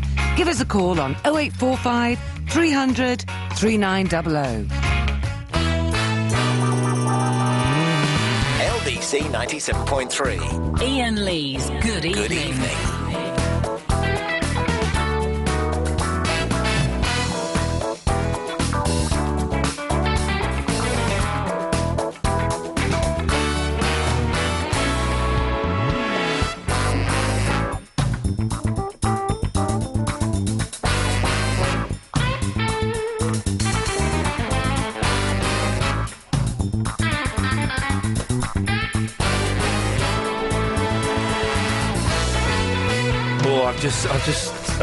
I'm reading Britain's second best newspaper, the Daily Express. What a load of old guff it is. Awful paper.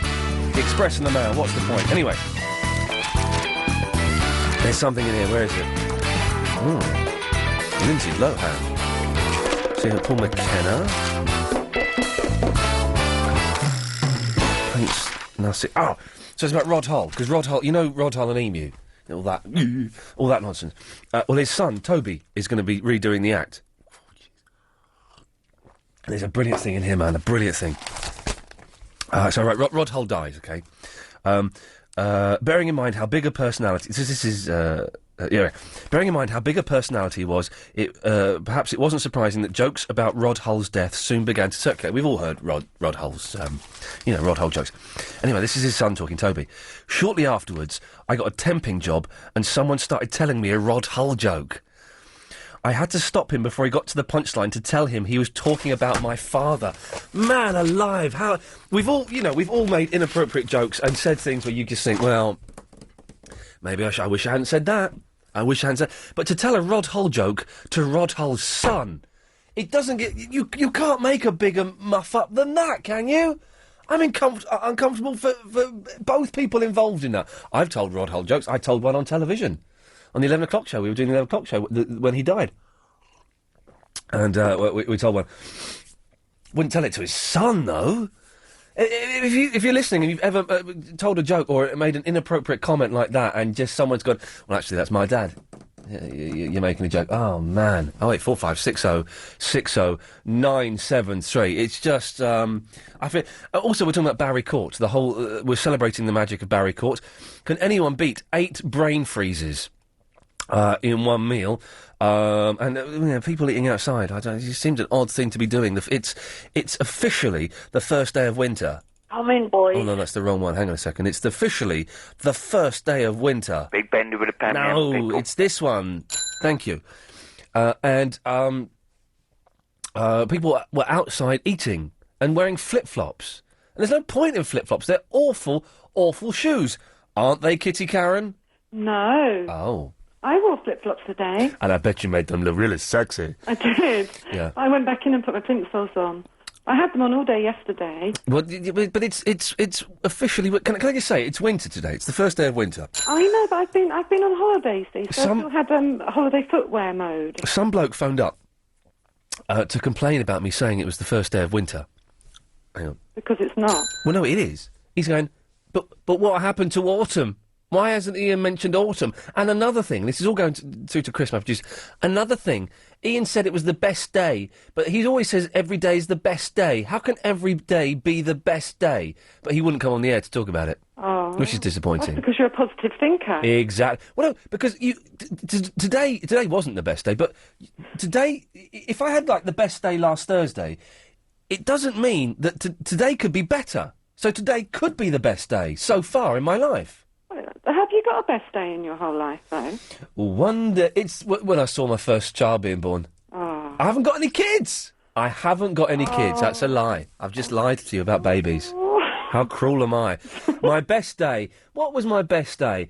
The best day was when Brian Wilson phoned me up at home. Was it? Yeah. Oh. I cried. But it probably isn't the best day. It's the only thing I can think one of. One of the best days. It's one of the best days. Because you do have them. Oh, excuse me. I'm taking taking my mum's cat to the vet tomorrow. Well, good luck. Yeah, it's going to be hard work. You're going to have just one go, because she's going to go crazy if you miss it. What I've got to do is hope that she's in one of the bedrooms, because then it's easy, because I can shut the door. But did you get my message about thrusting the back of her neck? Yeah. Well, you told me, didn't you? No, I didn't do that on that. No. Did you send it on the MySpace? Yeah, and okay. you need to hold her underneath as well. Yeah. Because otherwise she'll wriggle around. But then you really need to get her firmly. What I was thinking, this is my mum's cat, who's very shy. She was really badly beaten, and last time I tried to pick her up because her tooth had fallen out, she scratched the hell out of me. But I was thinking that maybe trying this, of either using a butterfly net or a lasso. Now, you're a cat expert. You work with cats. Are either of those things useful? Not really. Okay. Lasso. A little cat lasso. I believe they're called cassus. I think they're cassus, yeah. Cassus. Yeah, cassus. Not that effective. No, are they not? Because you see them sold in all the big pet supermarkets. You do, everywhere. I've just spent 25 quid on a cassu. You can get them in the pound shop and everything. Oh, you can get them in the pound shop, can you? It's a really nice one. It's like all velvety. Oh, well. Oh, no, but good luck. But I didn't... Well, you've only got one go at it, you see. Oh, yeah. You have to be really, really firm with her, poor thing. And anyway, her teeth... she does need being seen, though. She's never seen a vet anyway, so her tongue's hanging out, like you said, then she probably needs a dental operation. I don't think her front teeth, they're not really very well formed. I think because she was so badly beaten that one of her ears is completely folded over. I know. And she looks adorable. She's a beautiful little girl, but I think her jaw might be slightly out of alignment because she's always dribbling. Has she always dribbled? Yeah, I think she got kicked in the face really badly, which is horrible. I'm just looking at one just now that's staying here at the moment. He's really old and he's got a dribble coming out of his mouth that's about 12 inches long. Oh, really? Yeah, nice. I like it when Velvet gets like a little wet chin because she's been drinking water and she's got a little wet oh, my little cat. Do you know, I bought cat food for Velvet the other day and we ended up buying senior food, 8+, and I'd never bought senior food and I thought, well, this is it now, this is the... You know, she's in her twilight years. She's in her twilight years. When will she die? Never. They can go. Well, no, don't say cats never die because I don't think that if Velvet were to die while I'm away or while I'm at work, that my dad is going to buy another cat identical and I'm going to think she's going on forever. I don't see my dad anymore. How is he going to know where I live? Oh well, you see, that's the problem. Right. No, but one of my cats died when she was over 20. But then someone told me that they can die when they're 10. Well, they can, because another one of my cats died when she was 8. Oh, my cat's 8, don't! I know, but she went. But I didn't even phone up to talk about it. I swear to God, if Velvet dies, and it will happen, and if I'm still working here while she dies, the whole show is going to be... The whole show will be memories of my cat as we celebrate the magic that was my fat, clumsy cat. It should be like that too. It should be. I'm going to be devastated. I'm going to eat her. Because you can do that, can't you? If you're going to make a pâté like they do with the lady's placenta? Yes, I'm going to make a pâté and a stew. And it's the one time I'm going to stop being a vegetarian to eat my cat. Oh. Yeah. How sweet. How romantic of me. I think that's sweet. A lady I knew, she used to knit jumpers out of her cat's fur. Oh, that's disgusting! I know, and I was a teacher at the time. She was a fellow teacher, and she used to gather all the fluff and then spin it, and then make a jumper. I hope she didn't teach that to the kids, because that's just downright perverted. I know, that was a bit horrible, wasn't it? Yeah. Horrible colour as well. And she wore it. That's horrible. I bet it smelled a bit. Yeah, stinky. Anyway, what did you call in for? Get to the point. I said to talk about flip-flops. Oh, yeah. Because, and it always sort of ties in with the sort of imaginary ailments, because I always think that I've got something as well. Oh, the last time I was going to... you're not going to say cancer, are you? Because that's not, that doesn't really do us. No, because we had someone phone in and say, oh, yeah, I thought I had cancer once. Turns out I didn't. Well, OK, well, there's no fun in that story there. Thanks. No. I've had a problem with my feet for the last year, which I keep thinking, I've got MS, I've got this, I've got that. But after about 15,000 scans at the hospital, it's just dawning on me that when it started was... You're wearing flip-flops? In flip-flops. Really? Yeah. Was it really flip-flops? Yeah. Well, this is the reason why we need to get rid of the things, for goodness sakes. I know, but I'm still wearing them, and that's why my feet still hurt. I don't agree with Clive Ball. Clive Ball is mental because he thinks that slippers are dangerous and that we should ban the slipper. The man's a fool. No, slippers. You should go outside in slippers. I respect him on everything he says. He's one of the greatest broadcasters in this country. But on that instance, he's obviously talking nonsense because slippers are... I'm going to buy some new slippers this weekend because I smelt mine yesterday and they're really... I've had them for like 3 years. They go smelly, don't they? They do stink. Mine don't, of course, but... No, but I bet they do. But they do stink. But you want to get one with a firm base. You don't want one with a soft base, because if you ever go outside in the soft base, it's ruined. Well, I've got slippers on now. I've just got them out of the cupboard. Well done. Actually, but they're sort of backless ones. So. Yeah. I haven't smelt them, though. OK, well, that conversation's kind of petered out there, didn't it? It's sort of just, it was going well. It's full of energy. It had that spark that we've not had for the first 2 hours. Then it just petered out. Yeah, I don't know if it was me. I do know it was you. I'm just being polite. I don't know if it was me. It was you. So you ruined it there. So, well, we'll say goodbye. Good luck with the cat. Thank you. Bye. Bye-bye.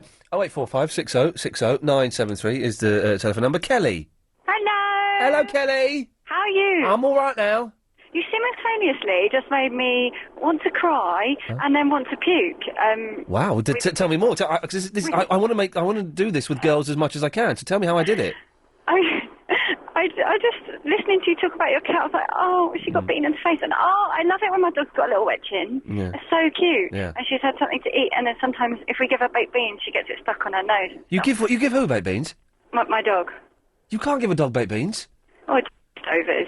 just stir it well, to a biscuit. just leftovers. Yeah, put some baked beans through. Yeah, why not? Yeah. Yeah, why not? Yeah. And then you made me want to puke when you said you might eat cat pate. It's wrong. I will do. If she dies, I'm going to eat my cat. No. I want her to be part of my my spirit. Kelly, listen, stay there. We'll come back in a second. I have to go to the travel. 0845 60 60 973. We found the spark, boys. We've got the spark. It's the travel news now. It's Alan Jones. And it's bad news on the tubes again, I'm afraid, this evening. 2 lines completely suspended because of a lack of trains. The Circle and Hammersmith and City lines not running at all. I have been speaking with Transport for London and they can't give any estimate as to when that's going to change. So it could well be for the rest of this evening, I'm afraid. The District line's also not running between Edgware Road and High Street, Kensington, with delays on the rest of the line. All the other lines are reporting a good service at the moment, but obviously they're likely to be busier than usual for that reason. And by the way, if you are affected by the tube disruption, you can use your tickets on reasonable routes on Silverlink Metro, Southern and South West trains. Now, on the roads, the M40 has 2 lanes closed coming into town from Junction 2 at Beaconsfield to Junction 1A at the M25 after an accident. The M25 easing down now anti-clockwise between 26 and 25. That's Waltham Abbey to the A10 following a crash there earlier on. And now there's an accident on the A2 in Eltham, blocking 1 lane coming into town just before Rochester Way, and that's causing delays as well. LBC 97.3 travel. Your next update is in half an hour. Join Jenny Eclair with some quality guests. Yes, it is the Shane Ritchie. It's not a look-alike, it's not a sound-alike. When we're talking about fame, how famous is almost too famous. You come out and you go, who's knocked the bin over? And you start, then they're going through the bins. Gone through bins. Then you see them climbing over fences and gates. That's when you start seeing the lies. They're talking to Jermaine Greer about marriages, about relationships, about celebrity. I just want to say, Cherie, shut up. Just go and do your human rights lawyering, for Christ's sake. We career women would like you to pull off something magnificent. Jenny Eclair. Who's going to be dropping in this week? Find out Saturday morning from 10. LBC 97.3. If you've recently set up in business, think of all the ways it could benefit from a £20,000 injection. Register your business at lbc.co.uk today and you could enter a competition to win £20,000 with James Max, courtesy of Lloyds TSB, the #1 bank for business startups. Conditions apply. The £20,000 business competition with James Max. Sunday afternoon from 5 with Lloyds TSB for The Journey and LBC 97.3. Iain Lee's Good Evening. Well. Who'd have thunk it? Kelly, yes, sorry. Hello, no, that's okay. I was just wondering, can you hear us when we're, on hold and stuff? I can't in the studio, but if I were to... I can't in the studio, can I, Chris? There's no way. But if I were to go into where Chris is and press a button, I could, yes. And sometimes we do listen. Because I just did a little burp. Did anyone hear? We didn't hear the burp, no. Okay. But from now on, we will be listening to everyone during the travel. Apart from Alan Joyce. Can I just say, actually, I hold you solely responsible for my overuse of the word guff. In what context are you using the word guff? Just everything. That's guff. It's good. It's a good word, isn't it? It's brilliant. No, it says it all. It's the word of life. I wanted to stop swearing, and you've just paved the way. I tried to cut down on my swearing. I've been a bit lax recently, but it's good to cut down on swearing, isn't it? It is. Because I swear quite a bit in the real world. I do. And so if I found that when I don't swear as much, when I do use the swears, you get a big laugh with a good more of swear. An impact. Totally. Yeah. Totally. Yeah, I use them really inappropriately at work. Like I'm a nurse, and when we have an emergency situation, my first reaction is to say the rudest word I possibly can. Oh, really? Yeah. That word? It's just the F word. Oh, that's not that rude. No, but it's just like, and then it comes out. So from now on, I'm going to try and say guff, but I don't really think it's going to... No, you don't want to say guff in that. That guff doesn't work in that sentence. What you need to say is... hang on. So, what kind of emergency are you talking about here? Let's pretend I'm a doctor. What kind of emergency are you about to bring to me that I would normally say the F word about? I work in a cardiac field, and if my patient's heart stops, I go... Oh, nuts! Oh, yeah. Nuts is quite good. That's what came to me spontaneously. Oh, nuts! That's just ruined my morning. Yeah, go on. Try nuts. I'll try that. Try nuts. See how you get on with nuts. I will. Anyway, was that what you called in for? No. Oh, there was a I didn't point. tell you that I thought I had something wrong with me, and I didn't. Oh, yeah. And I thought, your parents tell you a lot of lies when you're a child. Oh, don't they? They're awful. What awful people all parents are. They are. And I grew up thinking that if I told enough lies, my tongue would shrivel up and fall out. Oh, no. And I had this awful thing on my tongue, and I went to see the dentist, and they were like, "Oh, okay, you need to go and see a specialist." Yeah. And I went to see a specialist. The specialist was like, "Worst case scenario, you might have to cut half your tongue off." That doesn't... Like, what? What? But it actually turned out I was just allergic to my fillings. But I'm petrified of the dentist, and I was thinking, have half my tongue cut off, or go to the dentist. What did they think you had that would warrant you having half your tongue cut off? I don't want to say it because you've just told a lady. Oh, okay. You know your tongue goes all the way down to just below your navel. That is a true thing. That is a true fact. It goes just below your navel. It's a fact. I'm not making that. Why would I make up something like that? What's the point? Where's the fun in making that up? Oh, I think you're trying to make me say guff. Well, it's not guff, I promise you. It's absolutely scientific fact, for goodness sakes. Kelly, listen, thank you for that. Let me know how you get on with the nuts. Will do. Thank you, bye-bye. Bye-bye. Good lad, there we go. 0845 60 60 973. I'm saying lads just because I might say it to all the ladies for the rest of the show. Sam, do you mind if I say good lad at the end of this phone conversation? Hello. I don't mind. OK, well, stay there. No, it's once. Whoa, calm down. I've got to do this. All right. You could get £20,000. What they've done here, because I'm an idiot, because I'm a presenter, I'm an idiot. They've written £20,000 in numbers, Sam. Yeah. And then they've written it in words. Yeah. Because I'm an idiot. Yeah. All presenters are idiots, and we can't read numbers. Anyway, it's a good competition, so it's well worth entering, whether we're quibbling about words or letters or not. £20,000 for your start-up business with Lloyds TSB. Oh, I bank with them. They're the #1 bank for business startups. Now, this is all with James Max, Sunday evenings from 5. If you've been in business for at least 6 months, then go online now to our website, lbc.co.uk/Lloyds, and share your startup tips. Entries must be received by midnight on Thursday. Where are we now? That's tomorrow. Thursday, the 27th of September. You could win £20,000 with James Max and Lloyds TSB. Well, that's got to be worth having a go, hasn't it? Sam? Yeah. Yeah, OK. Right, what do you want? I just want to say, you know the bone on the end of your elbow, what is it called? Well, it's called your elbow. Yeah, another word. No, Beginning with S. your funny bone. Yeah. What? Do you know why it's called a funny bone? Because when you hit it, you laugh. No. You don't laugh, actually, but... Well, you do. No, it's hurt. It's hurt. Yeah, it hurts, but it's a funny hurt. Yeah. It's because it's attached to your humerus. Your bone from your shoulder to your elbow. But when you hit it, it makes you laugh. That's why it's called a funny bone, the humerus. I wouldn't open with that one. It's not your best one. Okay. You know some people, right, they get head injuries, they get strokes, and they get other head injuries. Where's this and going? You know what? Their accents completely change. Well, I thought that was funny.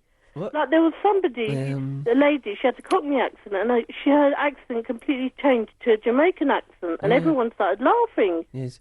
at her. And then there was this French boy, his accent changed to a posh English accent. Yeah, well, the thing is, I've seen one of these people on a documentary about this accent change thing, and it doesn't really change into what it sounds like. It's a posh English accent, or it sounds like it's a Cockney accent. But if you listen to it, it's not really, really. And there's always something. Well, this woman, she had a stroke, and when she came to, she could speak fluent Chinese. That's never happened. That's never, ever, ever, ever happened. Oh, that's never happened. That would imply, Sam, that Carl Jung was correct, and there is in fact a collective consciousness that we can all somehow tap into. Yeah, it would do, wouldn't it? That's right. I'm misquoting Jung. If one side of the brain is injured, the other one compensates, and then you get new skills and creative skills and other skills which you never had before. Well, now, isn't it funny you said that? Because I'm going to say something that is slightly controversial, and I would like... it's slightly controversial. I don't mean it to be. This genuinely popped in my head as a thought today. Chris, let me know if I'm going too far with this, OK? Because I may. This popped in my head today, and I thought, well, isn't that interesting? Do blind people make better lovers? That's the question. Because I would imagine that they have to rely on so many other senses, and not just the sense of sight. that they're more sensitive with their fingers, with their touch, with their hear. I would imagine that they become more sensitive lovers. Now, I don't know if that's the case. I don't know if that's doing blind people a great... love is blind. Sorry? They say love is blind. It's not quite what I'm talking about, Sam. Well, I don't know then. No, okay. You've not understood anything, has she?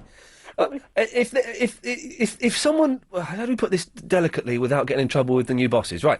If someone has been in a close relationship with a sighted person and then a blind person, could you let me know? I'm genuinely curious. We can ask that question. It's a genuinely curious question that played on my mind today. I don't want to go down the smutty route.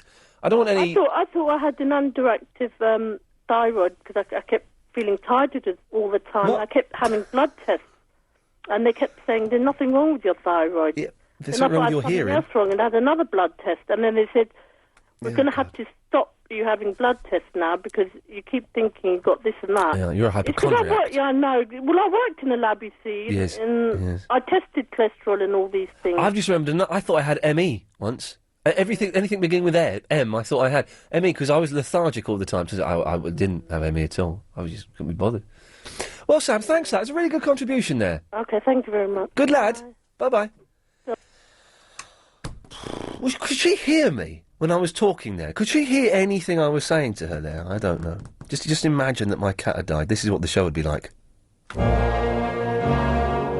whole 3 hours. Would you get her stuffed?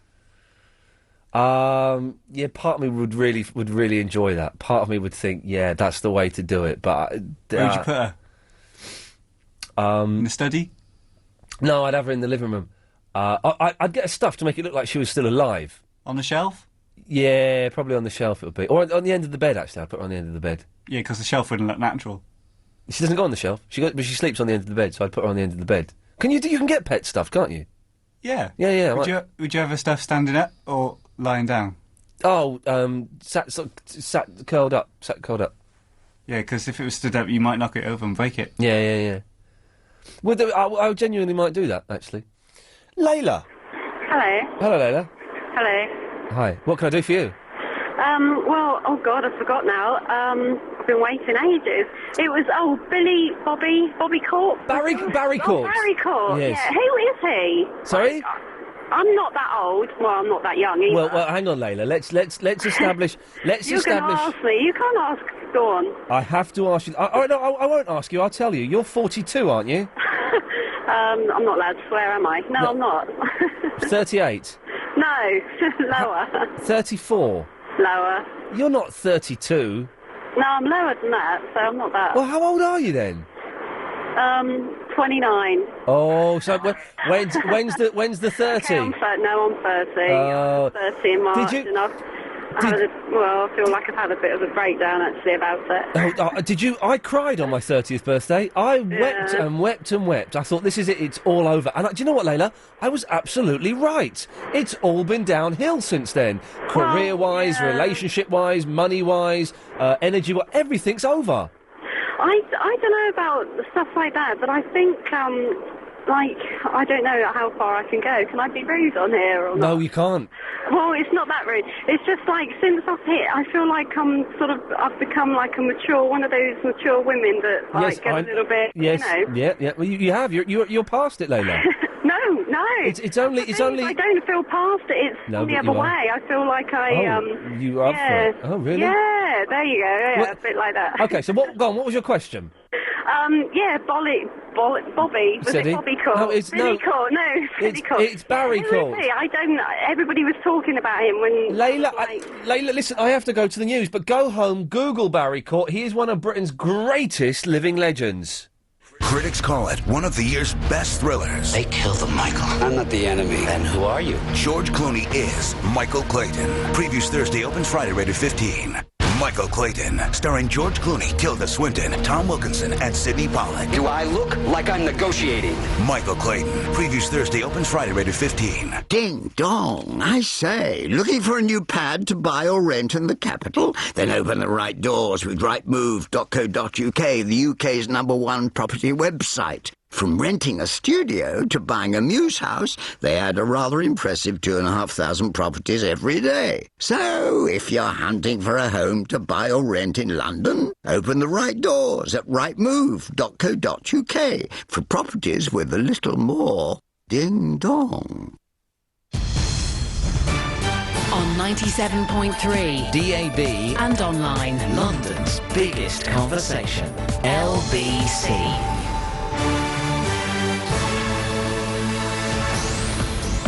It's 9:30, I'm Sam Pittis. Madeleine McCann's family say reports of blonde girl photographed in Morocco isn't their daughter is disappointing news.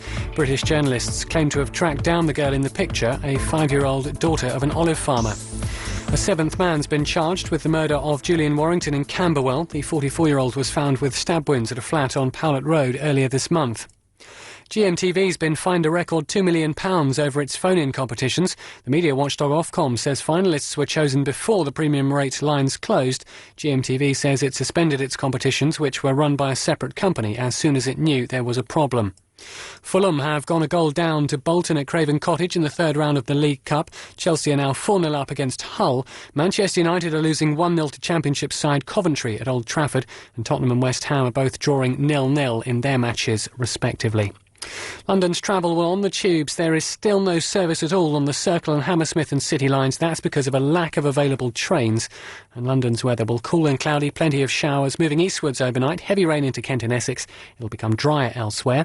A minimum temperature of 8 Celsius. It's currently 11 Celsius in Stanmore. This is LBC. It's 9:31.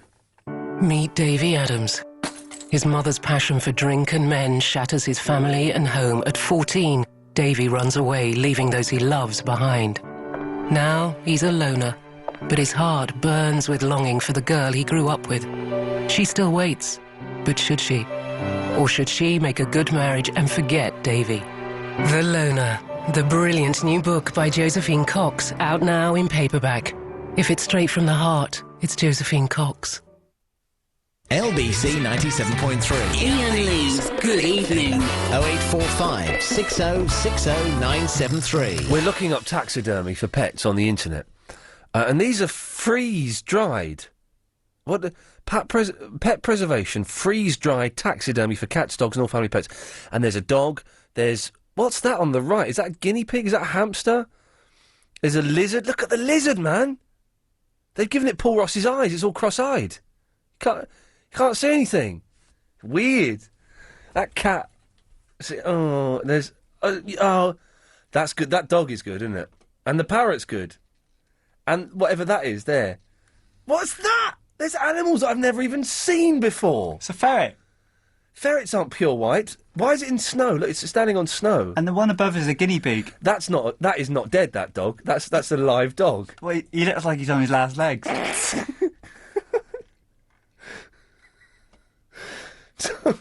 Click here to visit our stories page. I just wanted to tell you and your staff thank you for your work on Petunia. She actually arrived back in April. I do apologise for not contacting you sooner. I'm extremely happy with the results. I've gotten many unique... Shut up! Oh, God. Oh, dear. I have gotten many unique responses when people have seen her. The best one was... I thought you told me your cat died. It's so good to have her back home with me. Cloning Petunia would have been the closest thing to making me happy about keeping her around, but even the clone still wouldn't have been the original. Once again, thank you so much for this speedy process. Your communication was very excellent, as well as your warm concerns. Have a nice day. I think that Ray is an American. Me... Myself and my family could not be any happier with the results of what you did with Misty. Thank you for the care you put into... Oh, they put care into them. It feels like we have a complete family again. I can't wait to show her off now. Hey, look! It's my dead frozen dog! I will highly recommend your services to anyone. And yes, when I do come home, or when I wake up, and before I go to bed... I always take a few moments out to talk to her just like before. That's from Cheryl. Oh, dear. Look at Gunny.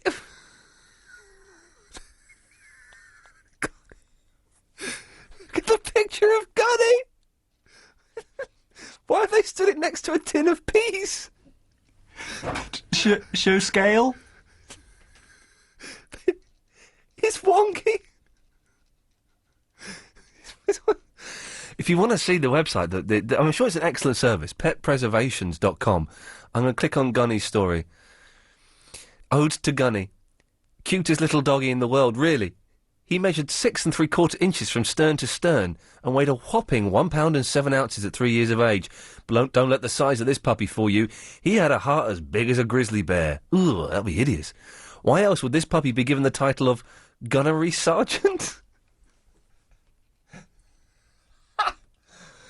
Oh. Born premature, odds were he wouldn't make it through the day of his birth. But his human mommy, my loving wife, not only nursed him through a bottle, but tube-fed him by injecting milk directly into his tummy. That's hideous. Directly into his tummy. Gunny's not had much luck, shall we say. Gunny was born with a bad back left leg. It just kind of stuck out behind him as he ran like the wind on the other three God had given him.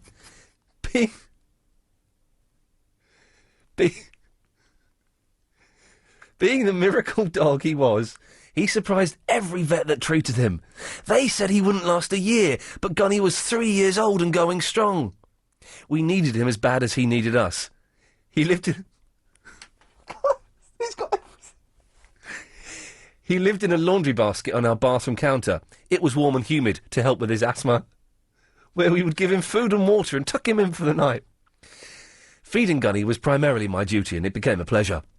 We played a game where I would put him down on the floor and he would follow me into the kitchen where he would wait patiently, and then when he saw me with his little dish, he would sprint as fast as his little 3 legs could carry him back to the bathroom and hide in his floor-level little house, a picnic basket, until I arrived with his food, and then he'd tease me by coming in and out of his picnic basket like he was playing peekaboo.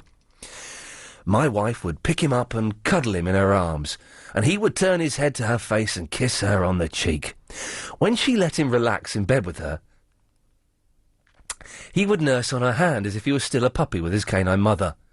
It took Gunny a year to learn how to bark, and I taught him how by imitating another little dog.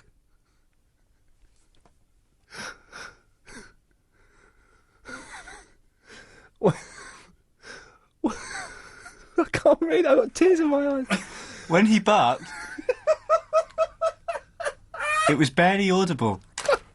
A little squeak, but sometimes when he really wanted attention, it could be very loud and clear, but still a squeak. I've seen where it's going, I can't read the next bit. Go on. Tragically, Gunny's life was cut short on the 19th of March when another dog, an overzealous Jack Russell,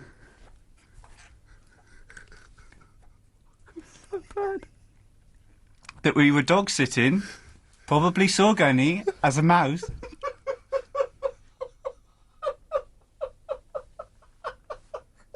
and in the blink of an eye,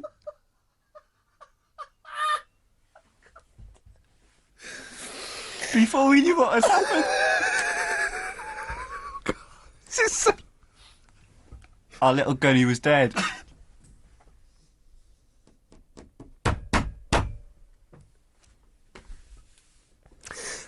I'm a 44-year-old tough guy Marine.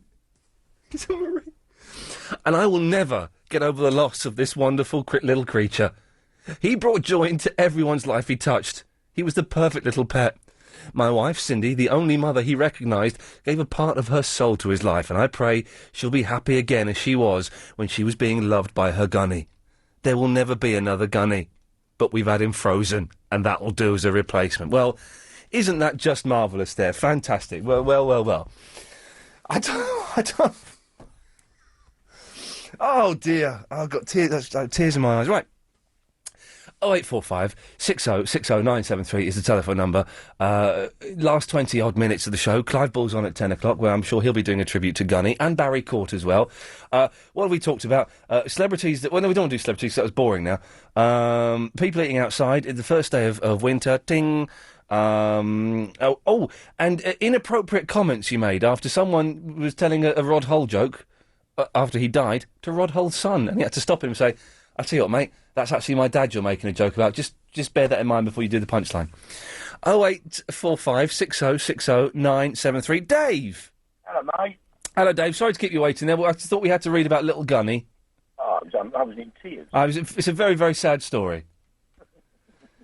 He is. He was a Marine, the fellow that wrote that. He's a Marine. Oh, tough guy, isn't he? Tough guy. Anyway, Dave, yes, what can we do for you? Well, what it was, I'm a chauffeur, you see. Yes. And over the last 20 years, we've been doing this job and whatever, you know what I mean? And you get to like people, dislike people, and blah, blah, blah. And there was this guy who was a bit of a pig. He wasn't. Everyone hated him. And anyway, basically, what I'm getting to is I was staying outside an hotel one day, and I was talking to this other driver, and I said to him, like, you know about this company, blah, blah, blah. He went, yeah. I said, you know what I mean? The only good thing that could happen to that company is the guy that owns it dies. And the guy I was talking to said, well, he did last week. Oh! You know when you want the floor to open up and swallow you? Oh, man alive, Dave. But, I mean, I suppose you don't miss him, but that must have been pretty uncomfortable. I went, oh, well, you know what I mean? The way you backtrack. And, the thing is, though, when you backtrack out of those situations, you end up making it worse, don't you? Yeah, I know. What you need to do is just put your hands up and say, all right, I've been busted, what a moment. But you try and backtrack, and I've done it, and you just end up looking worse and worse and worse. And you feel a right twit when you do it as well. Yeah. Dave, listen, thank you for that. Excellent stuff. 0845 60 973. Eddie's in the Orpington. Hello, Eddie. Hello. You right, boss? I had sort of an inappropriate comment. Yeah. I was speaking to a woman on the phone who was a missus, and the name was really awful. It sort of sounded a bit German, a bit sort of toilety functiony. Yeah. And I sort of, after I'd finished speaking to her, I spoke to all the other people in the office. I said at least one thing. I said at least her husband knows that she really loves him, because she must really love him to have taken that name on. Anyway, everyone started kicking me and throwing things at me, trying to change the subject, and I sort of carried on a bit. Oh, yeah. And it turned out that one of the people who worked there, his fiancée had made him change his name by deed poll before she'd marry him. Oh, no! Yeah. Whoa, hang on a second. So he had a surname that was so offensive to her. Yeah. She said... the combination of his surname and her Christian name became quite offensive. Whoa, hang on a second. I'm not marrying you and becoming Mrs. I've been told not to say the name. Well, okay. Well, so, but it was her first name with his surname would have been rude. Yeah. What was her first name? I'm going to see if I can work it out. Pat. Oh, well, Pat. Right, go, Eddie, go back to Chris. Tell Chris what it is. We won't say it on the radio, but I'm intrigued now. I'm intrigued. How exciting. Saying, you change the surname, otherwise we're not getting married. Why couldn't he just take her surname on? And do women still... I don't think women particularly take surnames, do they, anymore? Does that still happen? Eddie, have you told him? I told him. Chris, can you whisper it in my ear? Turn my mic off just in case this picks it up. I don't want any bleed through. It's not that bad. It means that, doesn't it? Yeah, it's not that bad, but yes, I can see why she would want to, Eddie, definitely. Yeah. Thank you for that, boss. And he changed it, did he? He changed his name, yeah, by deed poll. Why didn't he just take her name when he got married? I don't know. He changed his name by deed poll. Yeah. And they carried on happily ever after. But, when I was saying it, everyone was going, shut up! Yeah. Eddie, listen, thank you very much. I remember once being on a terrible, terrible panel show called Stupid Punts, hosted by, who's the Irish lad? What's his name? Kilty. And it was me, someone from Goodness Gracious Me, and some girl whose name I can't remember. And this is how rubbish it was. They had... who were those people that wanted to buy a baby off the internet? Do you remember those weird couple? I think they were Welsh, weren't they? So anyway, they were there, and one of the things we had to bet... What was their name? 0870... 0845 6060 973. What was the name of that weird couple that wanted to buy babies off the internet? They were in the news about 6-7 years ago. Anyway, one of the games was... that they had buckets on their head. The man had buckets on his head, and you had to bet how many fish the woman could chuck into the bucket. What was their name? Someone quickly. 0845 6060 973. They were a couple, and there was a big programme about them, and they tried to buy babies off the internet. Anyway, I was on there, and I was talking about a rubbish programme I'd seen called The Baddiel Syndrome, which was David Baddiel's sitcom for Sky that was supposed to be like him doing Seinfeld. And I went into a rant saying, has anyone seen The Baddiel Syndrome? Has anyone watched that? Because I think... And the other girl on the panel went, yeah, I have, I'm in it. And I went, oh, yeah, because it's good, that, isn't it? I really... hang on a second. Line 8, who am I talking about? Hello? Hello, who are the couple? Killshaws. The Killshaws. What was her name? Margaret or something, wasn't it? I don't know her name, but I know this. It was the Killshaws. Thank you very much. Line 9, were you going to say Killshaws? No, it turns out you're going to say absolutely nothing. But thanks for that. Here he comes now. It's the travel news with... no, it's not all... Look, someone's sending suggestions of what the last name could have been. No, it wasn't as rude as that. It's the travel news. Alan Joyce. Go on. Thank you very much. If you're heading onto the tubes, then not good news this evening. 2 lines remain completely suspended because of a lack of available trains, those being the Circle and Hammersmith and City lines, so no trains running at all on those 2 lines, and Transport for London can't give us any estimate as to when that situation's going to change either. The District line's also suspended between Edgware Road and High Street, Kensington. You can use your tickets on local buses in the area instead, I'm told, though. If you're heading onto the Overground trains, I can tell you at least those are running on time. And by the way, back on the tubes, the Victoria line's not going to be suspended at 10 o'clock tonight because of the Spurs match, so that will be running a normal service right away through the evening. Now, heading onto the roads, the M40 still has 2 lanes closed coming into town between 2 and 1A. That's between Beaconsfield and the M25 after an accident earlier on there. And we're still looking at delays on the A2 in Eltham. That's a bit slow coming into town just before Rochester Way following an accident earlier. It has been moved out of the way now, though. And in Covent Garden, Monmouth Street is still closed in both directions between Shaftesbury Avenue and Seven Dials, and that's following a burst water main. LBC 97.3 travel. There's more throughout the evening.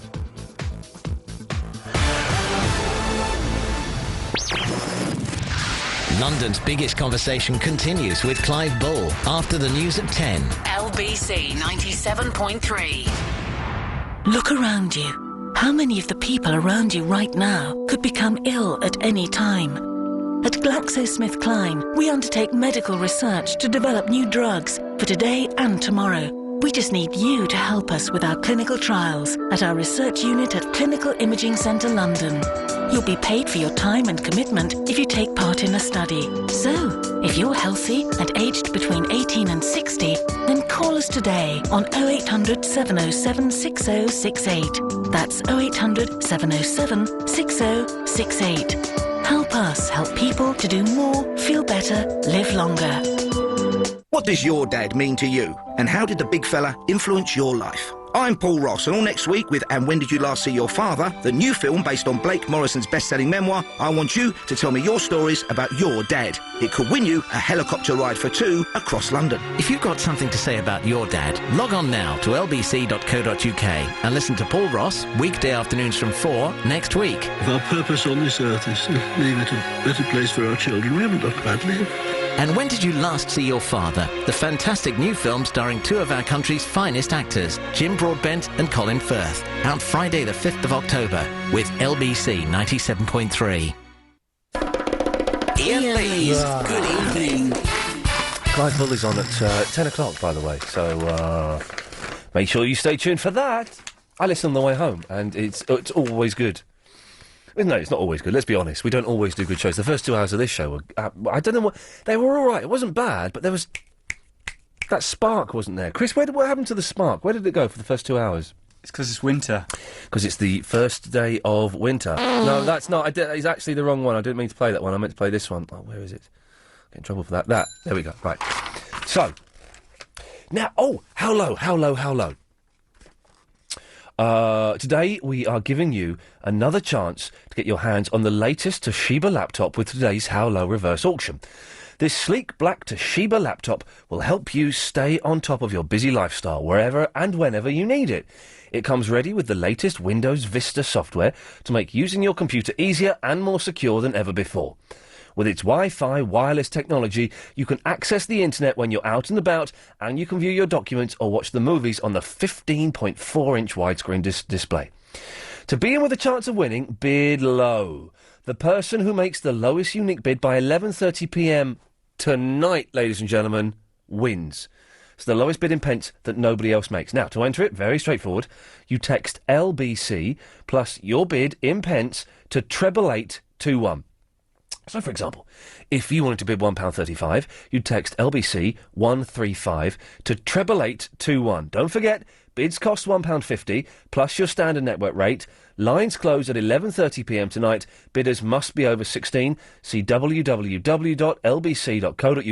for full terms and, indeed, conditions. Right, who's been here the longest? Steve has. Hello, Steve. Good evening, Neil. Ian. What? Good evening, Neil. Ian. Yes. You're talking about your little cat when she passes away. Yeah. Would you consider her being cremated? Yes, I would. Would you like a website to have a look on a very, very good pet crematorium? Well, hang on. Well, let's have a look, but hopefully she's not going to die for quite a while. I hope not for quite a while. Well, okay, what have you got? Right, the website is www. CPC. What? TPC? CPC. CPC? Cares.com. Cares.com. CARES. Okay, CPC Cares.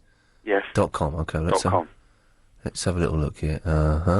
They're based up at near Royston in Hertfordshire, which is just next to Duxford Museum. Oh. They're very, very good. Well, hang on, the vet can do it though, can't they? You can do it through a vet, but if you take it up, they can do the animal within about 2 hours. Oh wow! It's almost like a drive-through crematorium. Well, sort of. Have you had a pet taken there, Steve? Yeah, I took my cat there. Really? Was it? Did they do like a little service for it? You can. See, this is depressing me terribly. All of this. I don't want my little girl to die.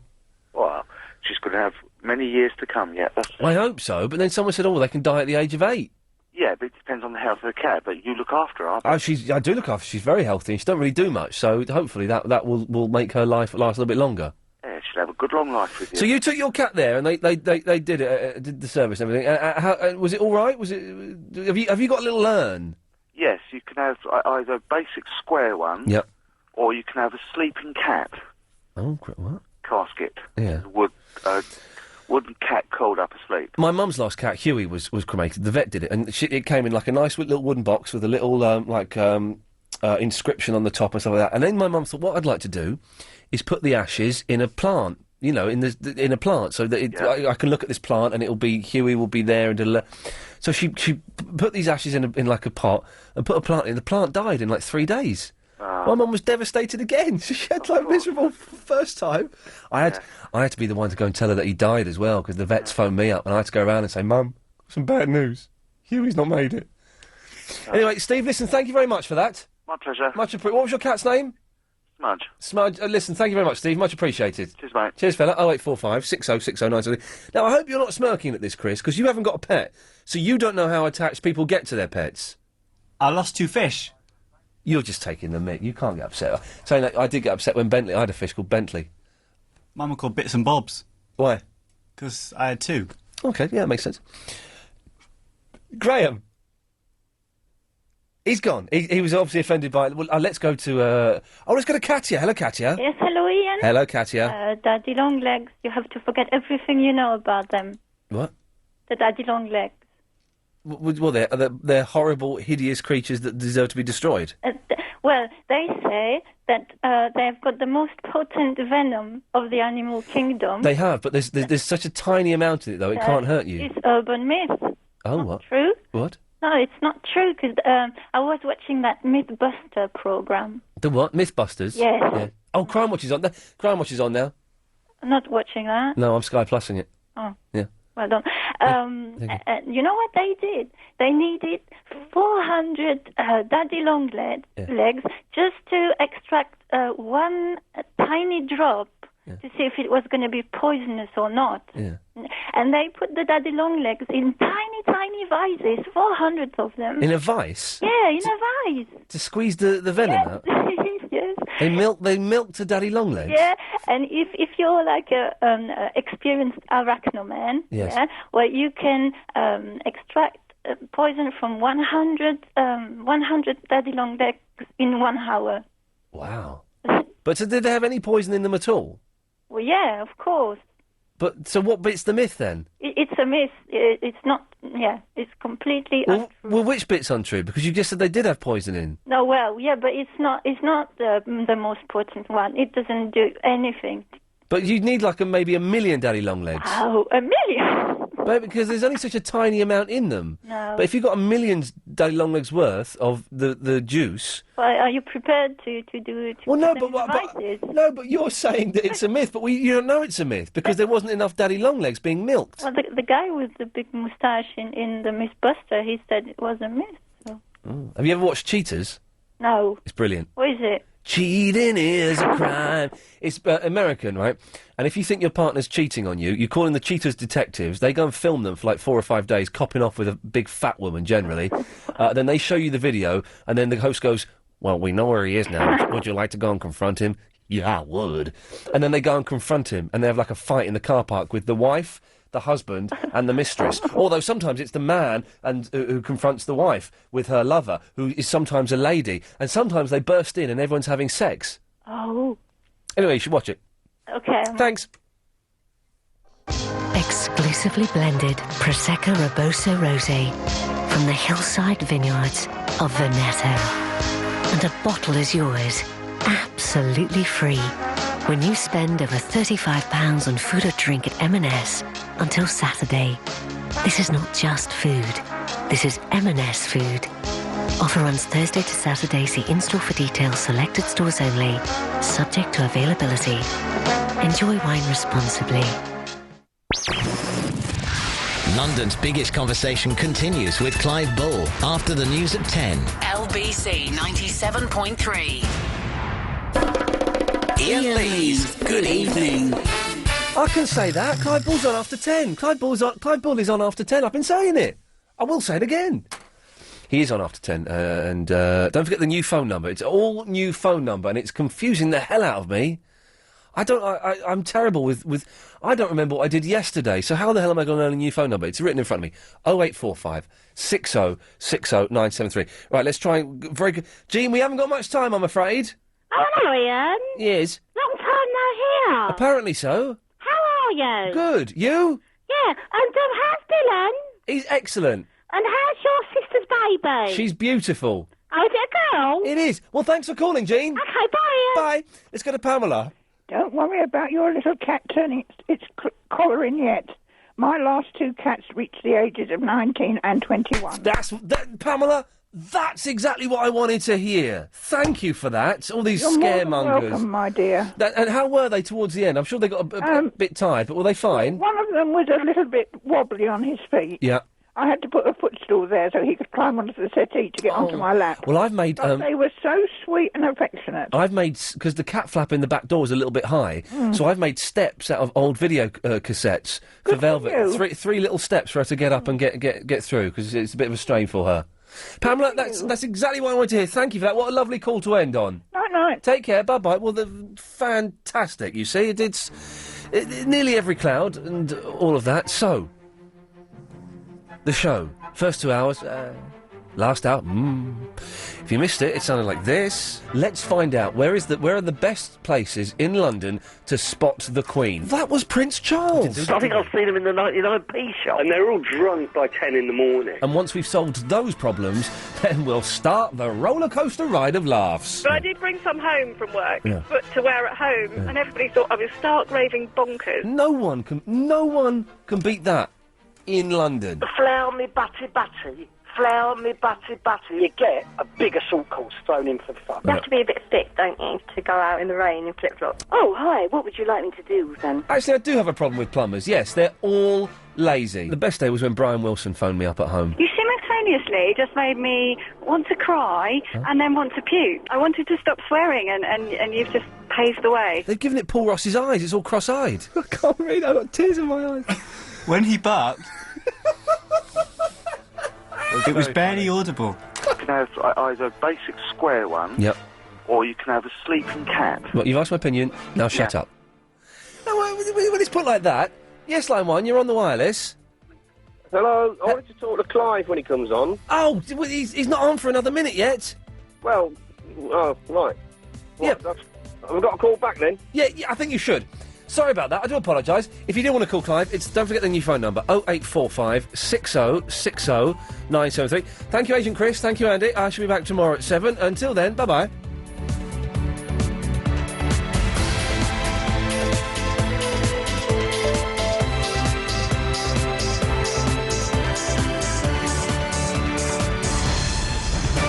On 97.3 DAB and online. London's biggest conversation. LBC.